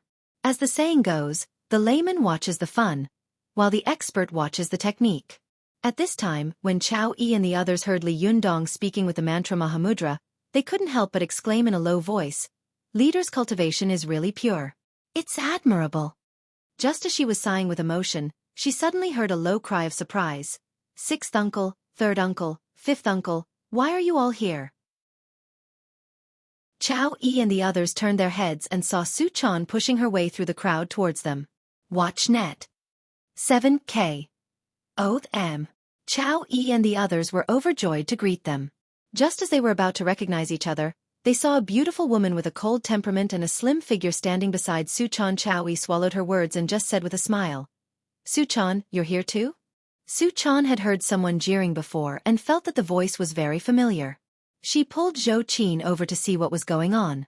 As soon as she got closer, she found that the people jeering were none other than the Sherboss of the Fox Zen School. She was immediately surprised and delighted. She said with a smile, "Are you here for Yundong?" Xueqi nodded. Yes. Xueqi was a person who wanted to see the world in chaos. She didn't feel that there was anything wrong with Xueqi and the others jeering just now. Instead, she clapped her hands and said with a smile, "Good, good. Now that you're here, I'll have company." Xueqi, who was standing to one side, looked on coldly. She had heard a lot about the cultivation world from Xueqi before, and she also knew that Li Yundong had become the leader of the Fox Zen School and had become the leader of a group of fox spirits. She was both shocked and incredulous, but she had to believe it because all the facts were in front of her, and she couldn't refute them. Xueqi saw that the behavior of this group of fox spirits was contrary to common sense and was very ostentatious. She was worried that they would cause trouble for Li Yundong, so she said, "You will cause trouble for Master." Master? Xueqi, Lu Yuehong, and Zhuang Yiting, the three old foxes, were immediately shocked, but the other younger foxes didn't notice this. Instead, they said with some jealousy, "Who are you? What right do you have to say this?" Xueqi, who was standing to one side, saw that both sides were a little angry, so she immediately became the peacemaker. She took Xueqi's hand and said, "Ah, I forgot to introduce her. This is Yundong's classmate, good friend, and eldest disciple, Xueqi."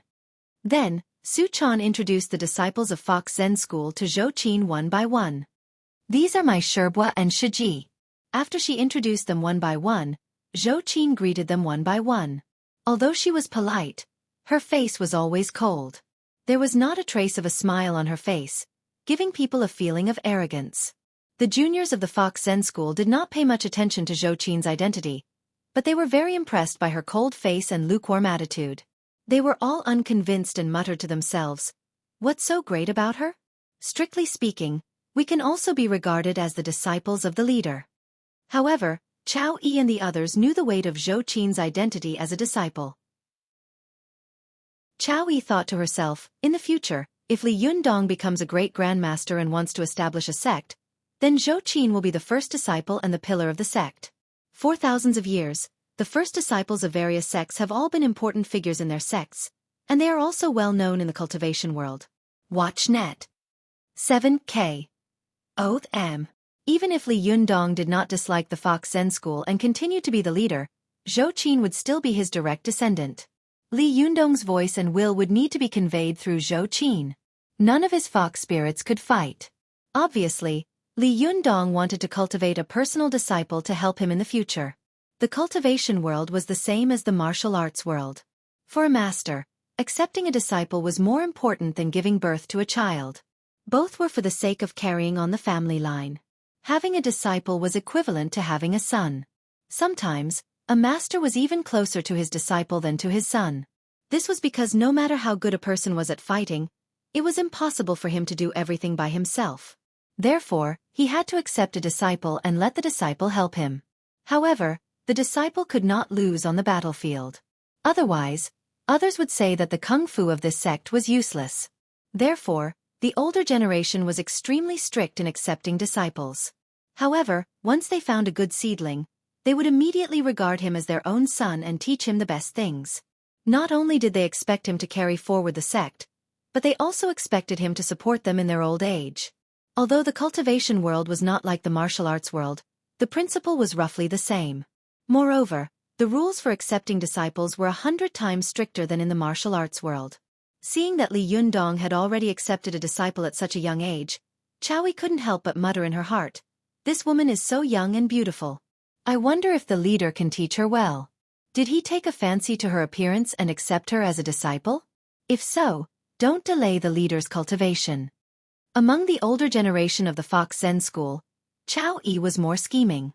She took the initiative to shake hands with Zhou Qin with a smile. Taking advantage of the opportunity, she carefully looked Zhou Qin up and down. Xueqi was suddenly shocked. She saw that Zhou Qin was not only beautiful, but there was also a compelling heroic spirit between her eyebrows. Moreover, there were hidden edges between her eyebrows, and her eyes were extremely sharp. Obviously, she was a person who was determined to kill. Most importantly, she took advantage of the opportunity of shaking hands to explore Zhou Qin's body with her yuanqi. She immediately found that this woman was not only an extremely rare Xianin maiden furnace, but also a strong yuanyang qi was faintly revealed in her extreme yin constitution. This shock was no small matter. It was best for a man to cultivate with a child's young body, but the most difficult part of cultivating with a child's young body was to cultivate the extreme yin qi in the extreme yang. Women themselves had 5 leakage bodies, so it was 100 times more difficult for them to cultivate than men. Moreover, it was extremely difficult to cultivate the extreme yang qi with the virgin yin body. Before the major sects besieged the Fox Zen school, there had been dozens of disciples in the Fox Zen school. Only Yi Yu and Ao Wushuang could cultivate the extreme yang qi from the extreme yin qi, including Mo Ashi, who had died long ago. The reason why they couldn't fight was that they hadn't cultivated the extreme yin qi into the extreme yang qi. But the woman in front of them was not only a Xianin maiden furnace, but also had the extreme yin qi in her body, as well as the yuanyang zhenqi. This was equivalent to a female inner disciple cultivating hard for more than 10 years to make up for Zhou Qin's lack of cultivation. Xueqi took a deep breath and thought to herself, she was born to be a cultivator. Such talent is really hard to come by in 100 years. If the cultivators of other sects saw her, I'm afraid they would fight for her. Where did the leader find such a piece of unpolished jade? He's really lucky. As long as she cultivates a little, she will immediately become a good cultivator who can fight and fight. In the cultivation world, finding a good disciple is more important than finding a good powerful magical weapon. As the saying goes, powerful magical weapons are easy to find, but good disciples are hard to come by. At this time, Xueqi's impression of Zhou Qin had changed greatly, and she no longer dared to look down on her. She knew that although the cultivation of the woman in front of her was far inferior to hers at this time, she would definitely surpass her in the future. Moreover, she and the leader were both disciples and friends. Xueqi couldn't stop her, so it was better to help her go. Especially when Xueqi thought that after Zhou Qin's cultivation was successful in the future, the Fox Zen school would have 2 pillars, and they would no longer have to worry about being bullied. She couldn't help laughing. Xueqi held Zhou Qin's hand and said very intimately, "It turns out that you're a disciple of the leader. What a coincidence to meet you here today. I'll call you Xueqi, but I don't have any gifts for you today." As she said this, she took off a jade bracelet from her wrist and put it on Zhou Qin's wrist. "Come on, this is a little token of my appreciation." At a glance, Zhou Qin could see that the jade bracelet was of pure texture, and there was a warmth in the green color. At first glance, she could tell that it had been worn for a long time. It must be a very valuable treasure. She quickly refused and said, No, I can't accept a reward without doing anything. I should be the one to greet you, Sherbua." At this time, Lu Yuehong and Zhuang Yiting also came to their senses and enthusiastically came up to Zhou Qin to get close to her, which made the little foxes roll their eyes. Even Su Chan was a little jealous. "Sherbua, you've never been so enthusiastic to me before." While they were chatting below the playground, Yan Hua, who was on the stage, was furious. He saw that as soon as Li Yundong spoke, the noisy playground quieted down. It was as if he could summon the wind and rain. He was gnashing his teeth when he glanced out of the corner of his eye and saw a circuit board at his feet, which was connected to the power of the microphone. Yanhua's heart skipped a beat, and he quietly kicked off the power with his foot without changing his expression. With a buzzing sound, a sharp and harsh buzzing sound came from the school playground, and the work immediately stopped. Whether it was the students, teachers, or the crowd who had come to watch the fun, when they heard the sound, they immediately covered their ears and grimaced. Although they had covered their ears and the loudspeaker on the school playground had run out of power, Li Yundong continued to read the script as if he hadn't heard it. His voice was still clearly transmitted to the ears of everyone present. Everyone was stunned for a moment and subconsciously let go of their hands. Sure enough, they heard Li Yundong's voice still ringing in their ears calmly, as clear as a whisper. They covered their ears again, but Li Yundong's voice did not weaken in the slightest. It just became a little distant, as if he was a preacher reciting scriptures on a distant mountain. Li Yundong's careless display of skill stunned everyone present. It was not something an ordinary person could do without a microphone and a loudspeaker on such a large sports ground. Thousands of people in the audience could hear him clearly. That was not something an ordinary person could do. This kind of kung fu seemed easy and ordinary, but even the stupidest and most inexperienced person knew how amazing it was. Suddenly, some people who had come to watch the fun outside the playground couldn't help but secretly cheer in their hearts. At this time, the playground was even quieter than before. Everyone listened to Li Yundong's speech attentively. They didn't want to pay attention to what Li Yundong was reading. They only felt that listening to the boy's voice was like drinking a bowl of hot soup, warm and comfortable in their hearts. Not long after, Li Yundong finished reading the script in his hand. As usual, he bowed and stepped down from the stage. When he left the stage, the crowd outside the sports field let out a long-suppressed cheer. Then the whole sports field burst into thunderous applause, and the cheers shook the sky. Xueqi and the others also applauded and shouted in admiration, and the little fox spirits, led by Xueqi, screamed loudly, "Li Yundong, add more fuel to the fire." But their voices were like small stones in the midst of the applause and cheers that were like raging waves, disappearing after making a splash. Yanhua watched Li Yundong walk off the stage with jealousy and hatred in his heart. He couldn't imagine that Li Yundong would be able to control the situation in such a situation. Everything he had done before had become a foil for this boy. Am I born to be a foil for this boy? Yanhua roared in his heart. No, it's impossible. I have always been first. I will never lose to him. Yanhua was furious.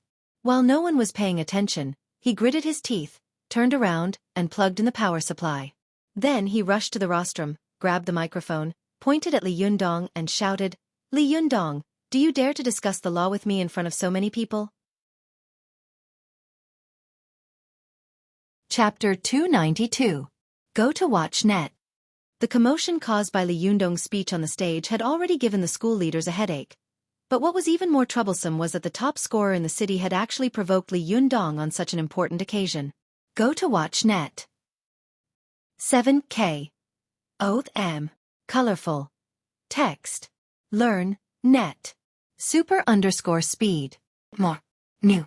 The school leaders all cursed in their hearts. Children nowadays are really becoming more and more unscrupulous and self-centered. How can they speak and do things completely regardless of the occasion? The vice president suppressed his anger and said to Yanhua, "Yanhua, pay attention to the occasion."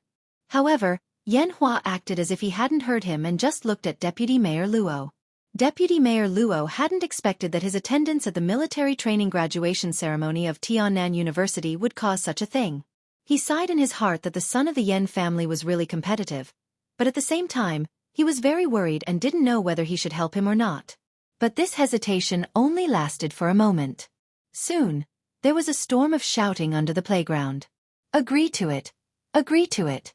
The students on the playground were extremely excited, especially the freshmen. They had never expected that the university they had been admitted to would have such exciting, fun, and lively things over and over again.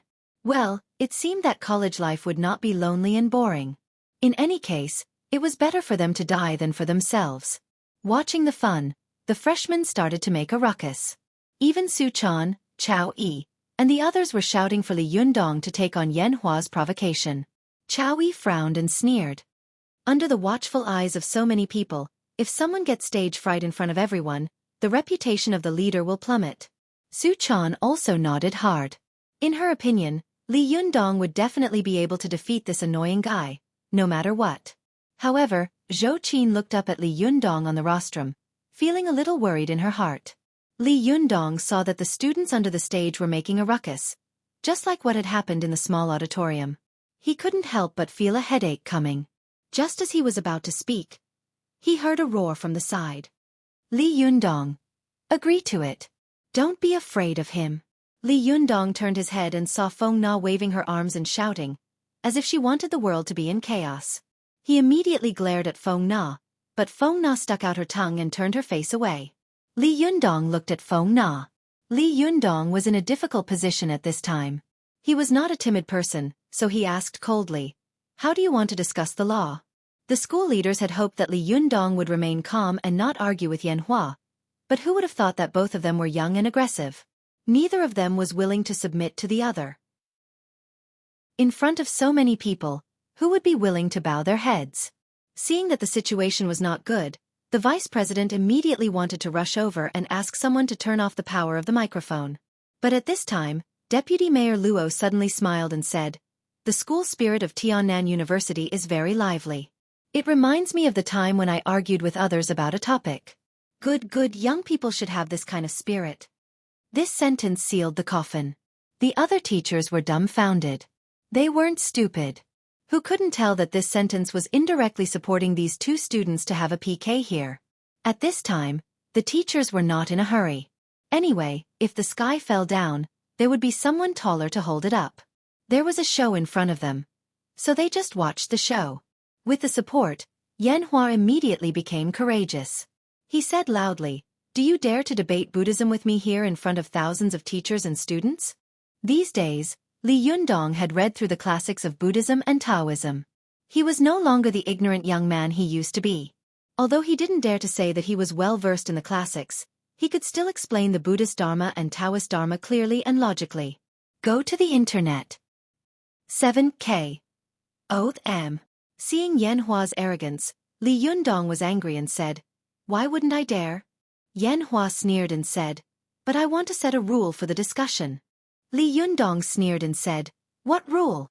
In front of the microphone, Yanhua pointed to the thousands of students under the playground and said loudly, "There are thousands of people here, and almost 99% of them support you. Whatever you say, they will cheer and agree. If I argue with you like this, I will be at a disadvantage." Before he could finish his words, the students on the playground had already started booing him. Someone even shouted, "If you have the ability, you can also be so popular." Li Yundong snorted and said, "Haven't you heard of the saying, 'Although there are thousands of people, I will go forward'? Since you don't have such courage, why do you have to challenge me in front of so many people?"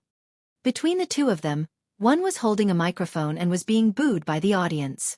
Many people couldn't hear what he was saying, while the other didn't need a microphone to speak. As soon as he opened his mouth, everyone on and off the field could hear what he was saying no matter how noisy it was.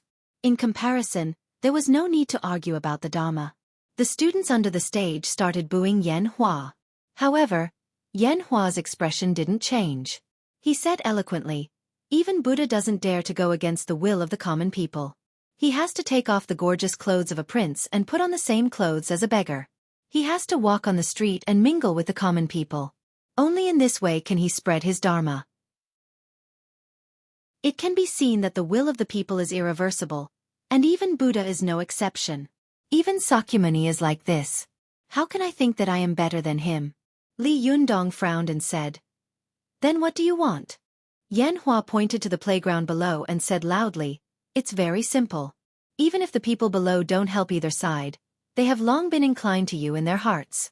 No matter what I say, they will not cheer for you. No matter what you say, they will cheer for you. Go to the internet." 7K. Oath M. So, in order to discuss the Dharma fairly, if you want them to oppose you, they will oppose whatever you say. Li Yundong sneered disdainfully in his heart. Before he had time to speak, the students below the stage began to clamor again and shouted, "F***CKU, can you be more shameless?" That's right. You might as well say that Li Yundong is not allowed to speak and only you are allowed to speak. However, Yanhua still said with a straight face, "You think that I am shameless and shameless, But have you ever thought about how much pressure you are putting on me by supporting one person like this? Immediately, someone shouted, "If you are under pressure, why are you jumping out? Get out of here." Someone else shouted, "Li Yundong is not afraid of this kind of pressure." Yanhua deliberately pretended not to hear some of the curses and immediately seized on one of the people's words. He said loudly, "Li Yundong is also afraid of this kind of pressure. If you don't believe me, you can try it later. No one can remain calm in the midst of all the booze. I bet that he won't be able to finish his sentence later." Yanhua's words caused a stir in the crowd below the stage, and the students began to whisper to each other. Xueqi also frowned and said in a low voice, "This is a trap. Leader, don't jump into it." Xueqi was not worried about this. In her opinion, Li Yundong would definitely win, but she was very curious about Yanhua's words. She asked, "Will Yundong be unable to finish his sentence later?" Xueqi smiled and said, "Leader, you are fearless even when fighting with the young masters of the major sections. How can you be afraid of this kind of verbal battle?" However, Xueqi's eyes were rolling, and she was extremely curious. After Yanhua finished speaking on the rostrum, he turned to Li Yundong and said, "Do you dare to promise me?" Li Yundong thought to himself, "I have seen much more powerful battles than this. Why would I be afraid of this? What a joke." He said proudly, "Why wouldn't I dare?" Yanhua nodded, then turned to the people on the playground and said, "Since Li Yundong has agreed, you can boo him and oppose him when you see him. Let's see if he can remain calm under your boos." Most of the students on the playground ignored him, and only a few of them shouted, "Okay." Yanhua didn't care so much. He turned his head and said to Li Yundong, "So Li Yundong, I'm debating with you about the Dharma. Do you want to ask first or do I want to?" Li Yundong said, "Is there any difference between you and me?" Yanhua said loudly, "Of course there is a difference. Heaven, earth, the sun, and the moon have a front and a back. There is an order of seniority. There is naturally a big difference between asking first and asking second." Li Yundong saw that although the other party was asking who would ask first, there was a hidden meaning in his words, which implied the Dharma. He knew that the other party had already begun to discuss the Dharma. Li Yundong said, "Since you said that heaven, earth, the sun, and the moon have a front and a back, may I ask which one is first, the sun or the moon?" Although the quality of the students under the playground was not uniform, most of them had been admitted to the university after hard work. They were not stupid. As soon as they heard this, they knew that Li Yundong and Yanhua were already competing with each other. Immediately, they all listened to the debate between the two of them with rapt attention. Some people didn't understand what they were talking about, so they asked the people around them in a low voice, "What do they mean?" Immediately, someone explained in a low voice, "Yanhua is seizing the initiative in the debate. Whoever seizes the initiative first can control the direction of the debate topic, control or influence the other party's thinking, and let the other party follow their own thinking." Then how can Yanhua take it? Didn't you see who asked first? Then he used this point to put forward the principle that heaven, earth, the sun, and the moon have a front and a back, and that there is an order of seniority. This is equivalent to starting an argument in the debate and throwing out an argument. Then Li Yundong must refute his argument, otherwise, he will fall into a passive position. Then how does Li Yundong refute it? Li Yundong is very cunning. He secretly changed the concept and asked the other party whether the moon appeared first or the sun appeared first.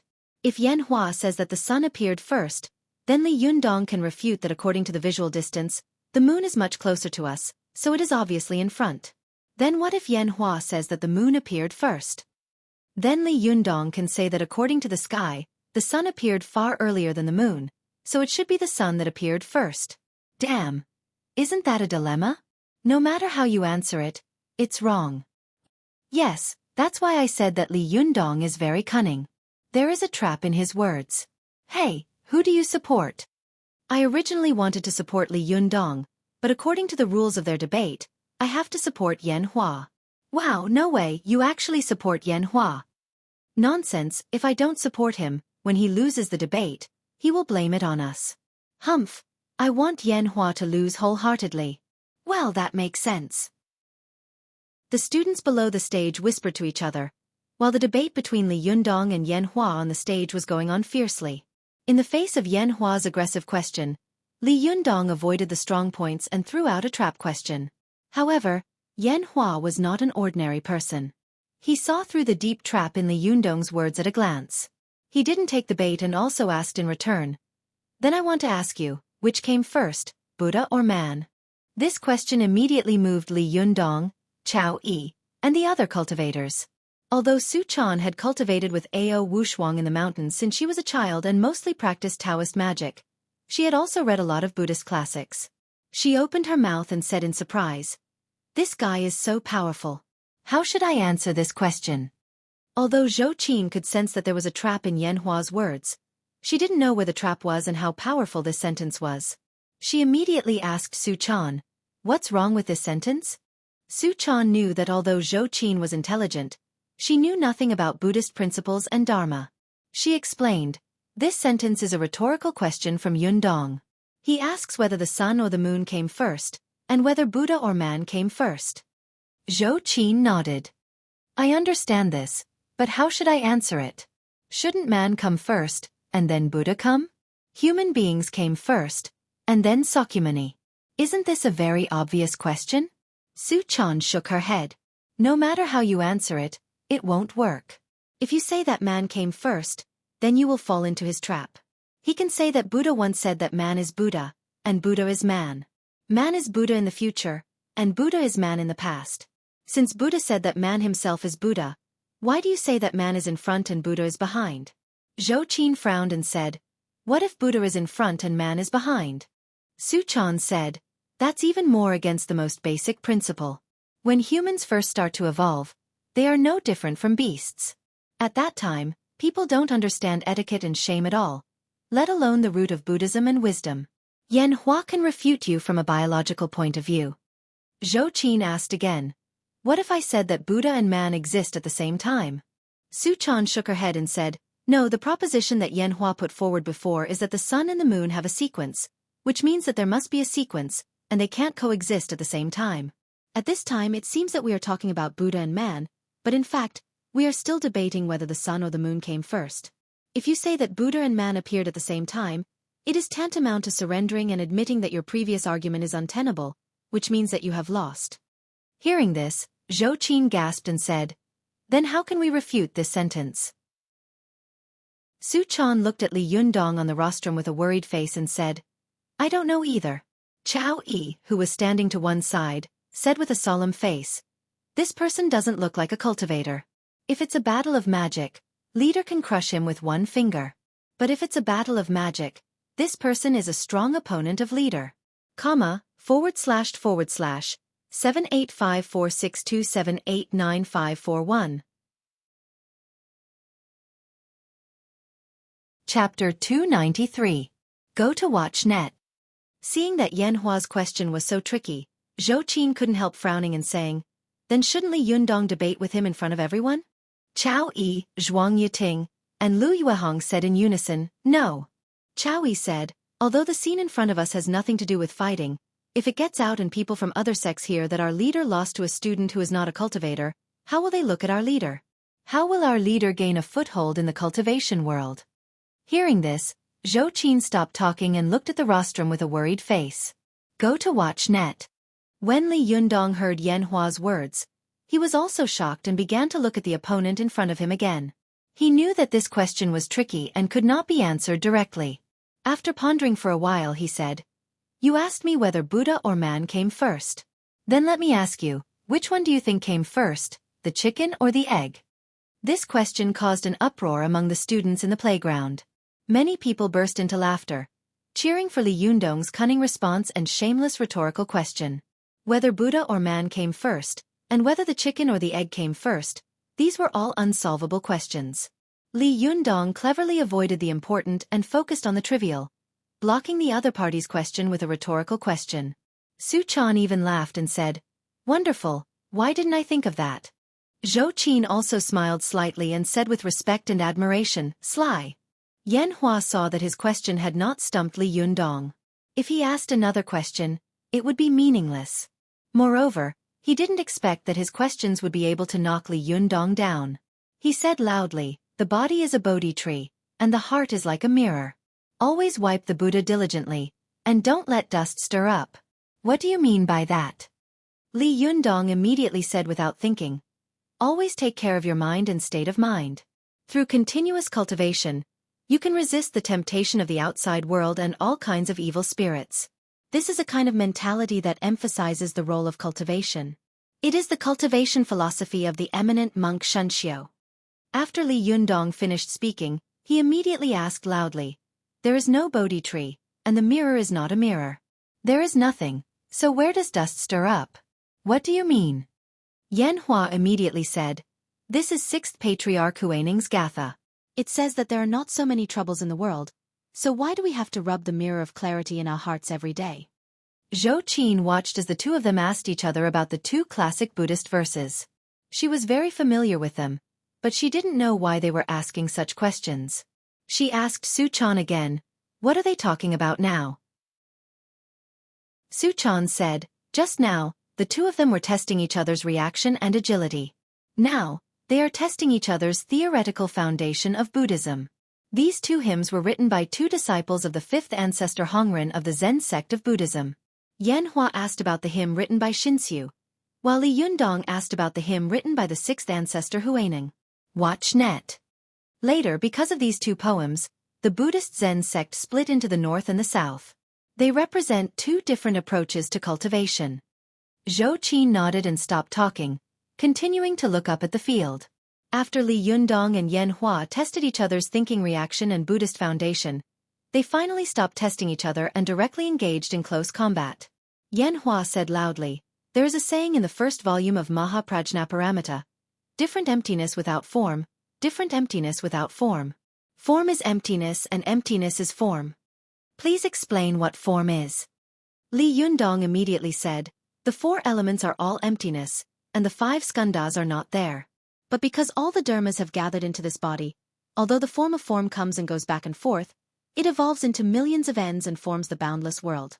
Therefore, in the final analysis, form is one." Yan Hua said again, "If the form is one, then please explain what is emptiness."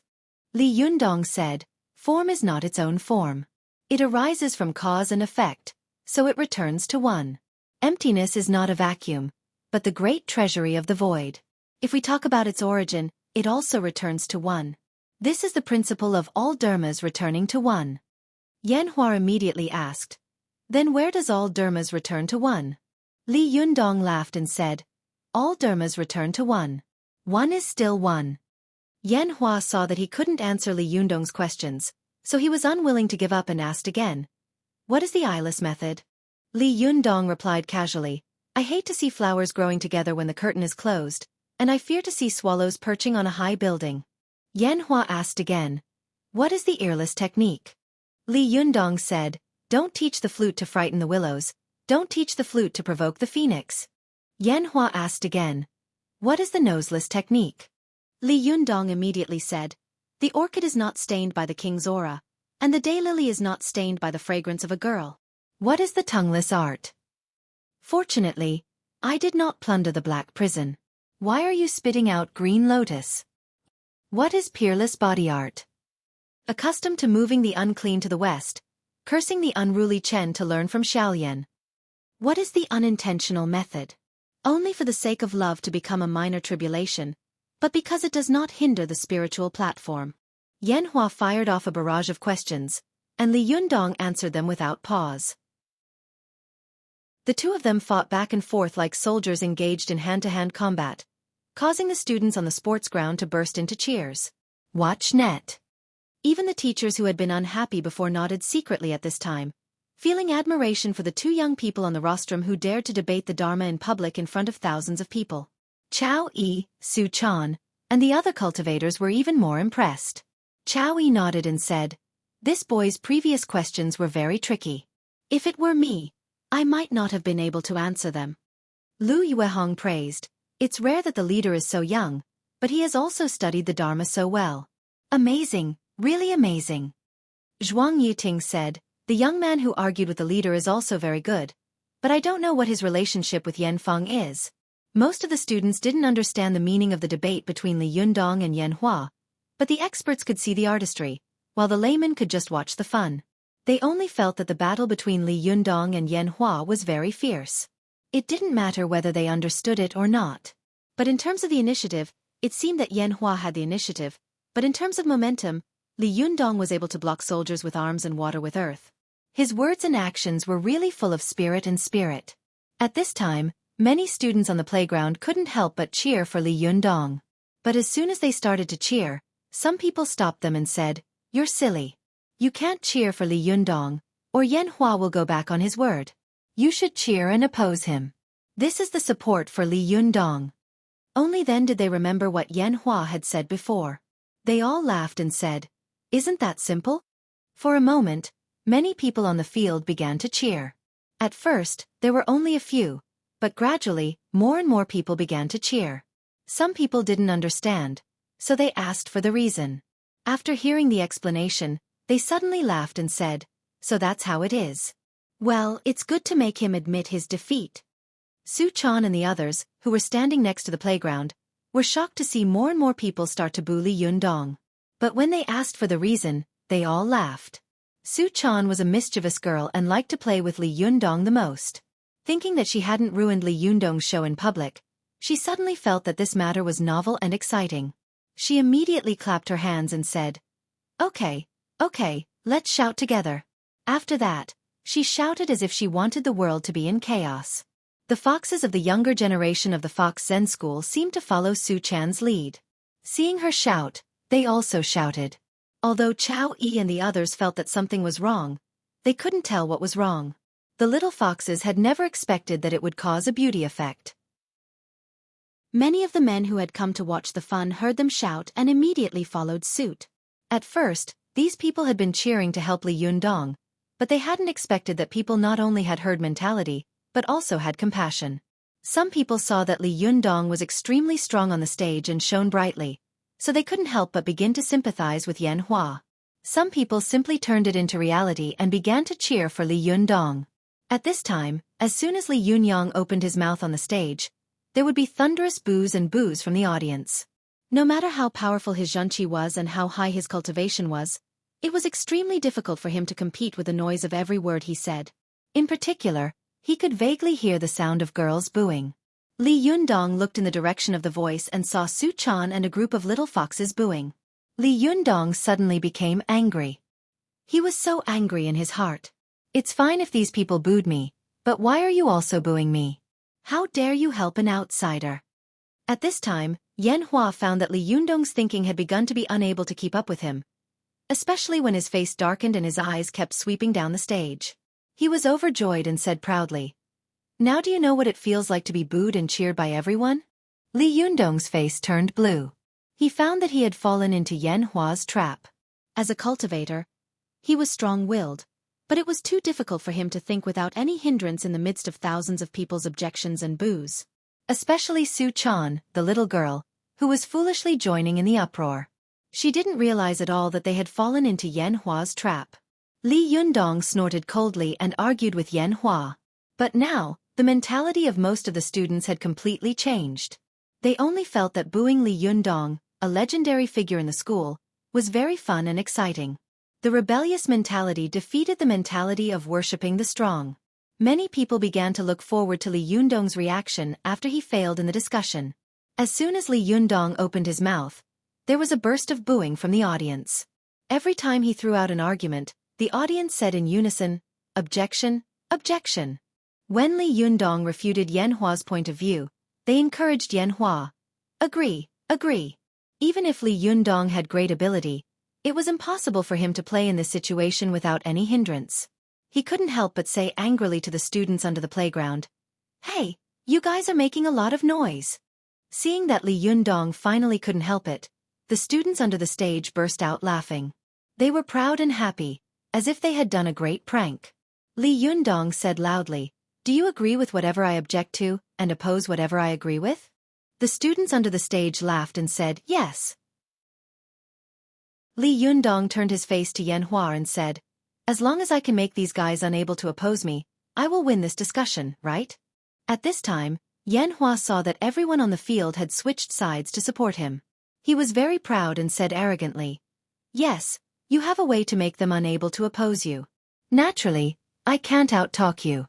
I will immediately admit defeat. Li Yundong turned his face again and said to the students inside and outside the playground, "Do you all oppose whatever I agree with? Do you all agree with whatever I object to?" The students on the field laughed and said, "Yes, that's right. As long as you agree with it, we will oppose it. As long as you oppose it, we will agree with it." Li Yundong said loudly, "Well, listen carefully." After that, Li Yundong took a deep breath and said a famous sentence that shocked the universe and made the Bodhisattva shake his head in fear. Li Yundong roared, "I object to eating **T." For a moment, the playground was extremely quiet, and there was no sound on the field. Last week, the children's flowers were very powerful and ranked 7th. This week, there should be 4 updates. However, because I was going to attend the annual meeting this week, I cheekily asked for a leave from the children. There were still 2 updates a day, but the extra updates were temporarily cancelled. I will come back from Beijing on the 23rd. In other words, there were 3 updates on Tuesday this week. Tomorrow is Wednesday, and I will go to Beijing and won't be back until next Thursday. When I come back, I will make up for the 3 updates I owe. In other words, I owe the children 3 chapters this week. When I come back from the annual meeting, I will make up for it. Cupping one's hands and bowing. Chapter 294. Go to watch net. Li Yundong's roar was like a bolt from the blue, leaving everyone on and off the stage speechless. Go to watch net. Yan Hua was even more dumbfounded, unable to react for a moment. The playground fell into an unprecedented silence, but soon a burst of earth-shattering laughter broke out. All the teachers and students on the playground were laughing their heads off. Some teachers laughed so hard that they almost lost their breath. Even the vice principal and the deputy mayor, who had been trying to maintain their image, couldn't help but have their faces twitch. Li Yundong didn't care about the laughter of the students below the playground. He turned to look at Yan Hua and asked, "Do you object?" Yan Hua had been too proud before and had fallen into Li Yundong's trap. At this time, he was dumbfounded and couldn't say anything. Li Yundong shouted to the students below the playground, "Do you object?" The students laughed wildly. No. Who would dare to object? Li Yundong snorted, glanced at Yan Hua, and said, "So I won. Are you convinced?" Who would be convinced?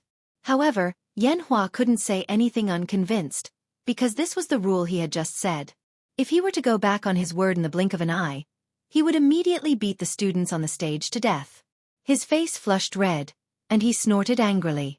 Without replying, he directly rushed off the rostrum, leaving a cloud of dust behind him. Seeing him leave, Li Yundong turned his eyes to Feng Na, who was laughing so hard that she couldn't stand up straight. He glared at her and said, "Don't do this kind of thing again in the future. Don't you think I'm annoying enough?" After that, he walked off the rostrum, ignoring the vice principal, the deputy mayor, and the others, and went straight to Xueqi and the others. He walked up to the group of foxes, glared at Xueqi, and then said with a sullen face, "Come with me." Xueqi didn't notice the sullen expression in Li Yundong's eyes. She wiped away the tears of laughter and followed Li Yundong obediently. Chao Yi and the others noticed. Chao Yi whispered, "Oh no, the leader is angry." Lu Yuehong and Zhuang Yuting also whispered together, "What should we do?" The 3 big foxes looked at each other and smiled bitterly. "Let's follow them. It seems that this time, our good deed has turned into a disaster." Seeing that they were all following Li Yundong, Zhou Qin sighed and had no choice but to follow them. Li Yundong walked alone with a dark face, not saying a word. The atmosphere was very depressing. A large group of beautiful women followed behind him. From Xueqi to Zhou Qin, from Chao Yi and the other big foxes to the little foxes, all of them were stunning beauties. This group of beautiful women followed behind Li Yundong in a mighty manner. All of them lowered their heads, like obedient wives who had done something wrong, which was very eye-catching. Watch net. 7K. Oath M. Some of the students who knew Li Yundong exclaimed one after another, sighing that Li Yundong was very lucky with women.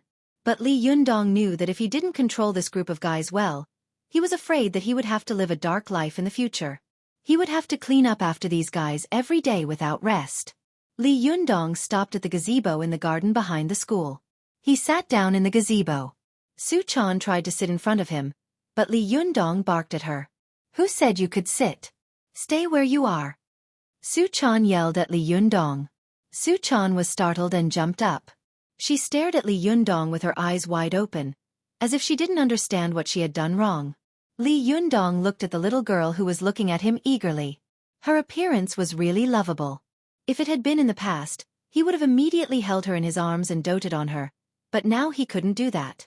Because Li Yundong knew that he was now the leader of the Fox Zen school, a large group of people would be watching his every word and action. If he didn't handle the current situation well, there would be no way to control this group of fox spirits in the future. Therefore, he decided to start with the people closest to him. Li Yundong pulled a long face and shouted at Su Chan. Do you know why I asked you to stand? Su Chan had never seen Li Yundong speak to her in such a stern tone with such a serious face. She was so scared that her face turned pale. She shook her head in panic, but she couldn't say anything. Seeing this, Li Yundong's heart softened and he almost let it go. However, when he saw the big and small foxes crowding the pavilion, he immediately hardened his heart and shouted, You don't know? If you don't know, just keep standing. Tell me when you know. Su Chan was shocked, and tears fell down, but she didn't dare to cry out loud, for fear that she would make Li Yundong unhappy again. So she stood in the pavilion and didn't speak. Zhou Qin, who was standing next to her, opened her mouth as if she wanted to speak up for Su Chan. But at this time, Li Yundong cast her a sharp look, as if warning her not to speak. Zhou Qin immediately shut her mouth and didn't dare to make a sound. The other little fox spirits in the pavilion had originally seen the relationship between Li Yundong and Su Chan, and in fact, all of them had their own ideas. They all felt that their beauty was not inferior to Su Chan's, and their figures were not inferior to hers. Moreover, Li Yundong was not only young and handsome, but also had excellent Shentong cultivation. He was also their savior. Many of the little fox spirits had the idea that if Su Chan could be the leader's lover, why couldn't they be? With this idea in mind, their minds became very active. Once their minds became active, they couldn't control themselves, and their eyes were always full of eagerness. But at this time, seeing that Li Yundong didn't even give face to the people closest to him and scolded them in front of so many people, their faces suddenly turned pale with fear and their hearts beat wildly. Go to the Fox News Network. Even Su Chan was being scolded like this. What about me? The restless thoughts of the little foxes immediately calmed down, and they all became uneasy. Xueqi and the others naturally knew that Li Yundong was making an example out of them, but they hadn't expected that he would actually use Su Chan as an example. For a moment, they realized that although Li Yundong, the new leader, was young and looked gentle and casual, he was very ambitious and decisive. He had both tenderness and chivalry in his heart, but he also had an iron fist. At this time, Li Yundong said to Su Chan with a livid face, It's okay that you usually make trouble with me. I won't say anything, and I can accept anything you do. But now you're actually making trouble with your Sherbo and Shiji. Do you know what kind of place this is? Do you know who the people on the stage are? They are government officials. No matter how small their power is, they have more power than you and me. Do you think it's Mount Tianlong? Do you think it's the Fox Zen School? Do you know how it will end when things get out of hand? Do you think I can fight? No matter how good I am at fighting, can I fight against secular mortals? Yan Hua, an ordinary student, was able to force me to the point that I had no choice but to take his move in front of everyone's eyes. Do you really think that I'm the Jade Emperor who reigns supreme in this world? Li Yundong's words seemed to be lecturing Su Chan, but in fact, they were meant for Xueqi and the others to hear. Su Chan's heart was like a mirror, but she still couldn't stand Li Yundong lecturing her in front of everyone. Her tears fell like pearls from a broken necklace. Xueqi, Lu Yuehong, and Zhuang Yiting looked at each other. Xueqi stepped forward and said, Leader, I took the initiative to bring them out. It's not Channer's fault. If you want to punish someone, punish me. After that, she was about to kneel down in front of everyone. Li Yundong quickly stood up to support her and said, Sherbo Xueqi, what are you doing? Xueqi said, Leader, as the saying goes, a country has its laws and a family has its rules. Our Fox Zen school naturally has our own rules. Leader, you are right. I was indeed rash in this matter. I didn't take into account the situation at that time. Please punish me. As she spoke, she was about to kneel down again. Li Yundong held her up, But Lu Yuehong, who was next to him, also said, "Leader, in fact, we also have our own difficulties. We are all worried that after you take over our Fox Zen school, you will feel that there will be one more burden and in the end, you will abandon us. If that happens, we can only sit and wait for death. That's why we came down the mountain to help you secretly, but we didn't expect that in the end, we would be in trouble. I went to find 6th Shimmy first. If you want to blame someone, blame me." As she said this, she also knelt down. Li Yunyang quickly freed another hand to support Lu Yuehong, but Zhuang Yuting, who was beside him, said, "Leader, you are kind-hearted and chivalrous. We all admire you very much. We all hope that you can be the leader for a long time. Chana is right. It's our fault in this matter. Please punish us." With a plop, Zhuang Yuting also knelt down. Li Yundong held down Chao Yi and Lu Yuehong with only 2 hands, but he couldn't hold down Zhuang Yuting. He said repeatedly, "What are you doing? Stand up." When the other little foxes of the Fox Zen school saw that the 3 Sherbwa had knelt down, they didn't dare to remain standing. They all followed suit and knelt down. For a moment, the pavilion was full of beautiful women kneeling on the ground. Some of the people who had come with the big and small fox spirits to watch the fun saw this scene. They couldn't help but murmur, "Oh my, what's the background of this boy? It's one thing for him to eat so many beautiful women alone, but he even has a master-servant complex. Isn't it too ridiculous?" When Li Yundong saw that Chao Yi and the other 2 Sherbwa, who were the most senior in the Fox Zen school, had actually knelt down on their own, his anger dissipated a lot. He said in a deep voice, "Everyone, please get up. I can understand your worries.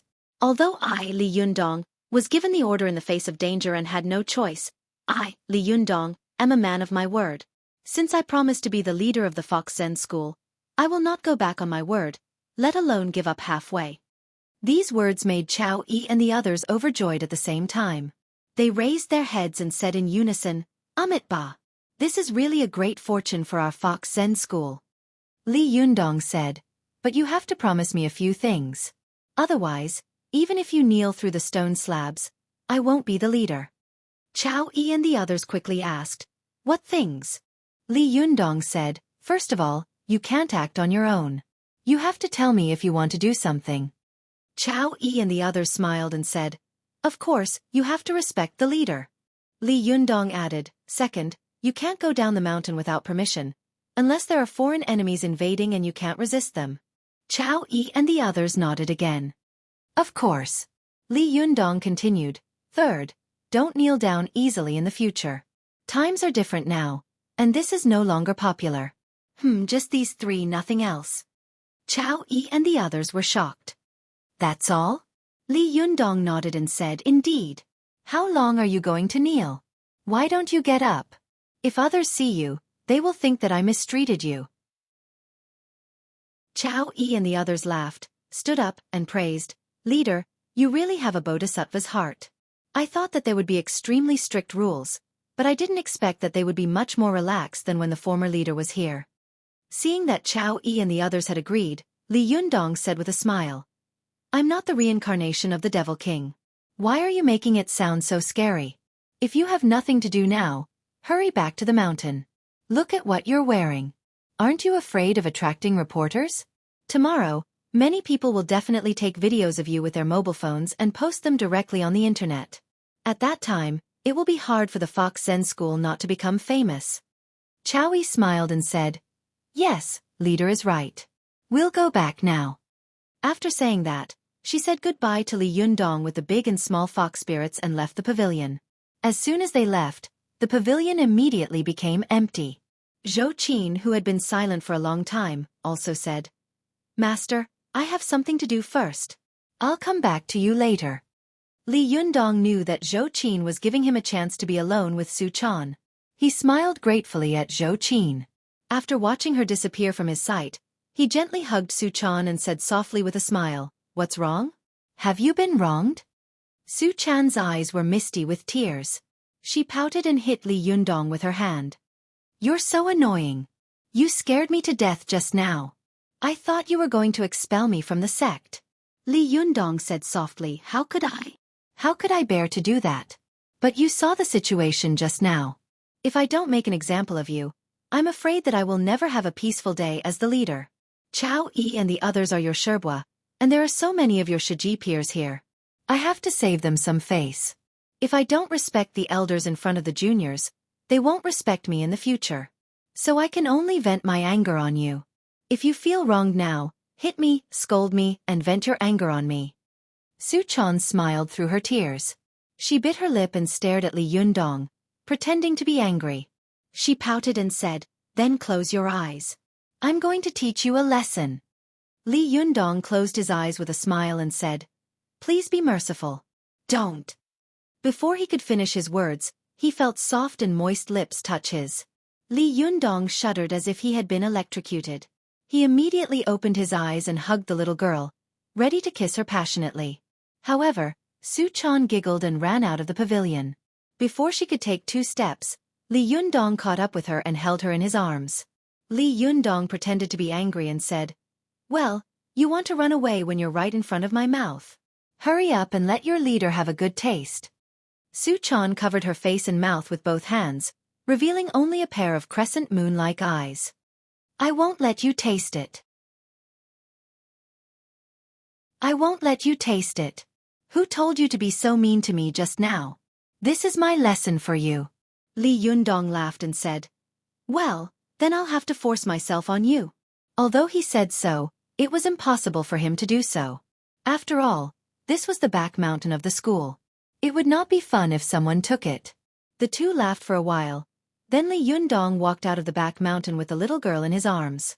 After a few steps, he saw Xueqi standing not far away, as if waiting for him. Li Yundong let go of Xueqi's hand and walked up to her in confusion. He asked, "Xueqi Sherbois, what's the matter?"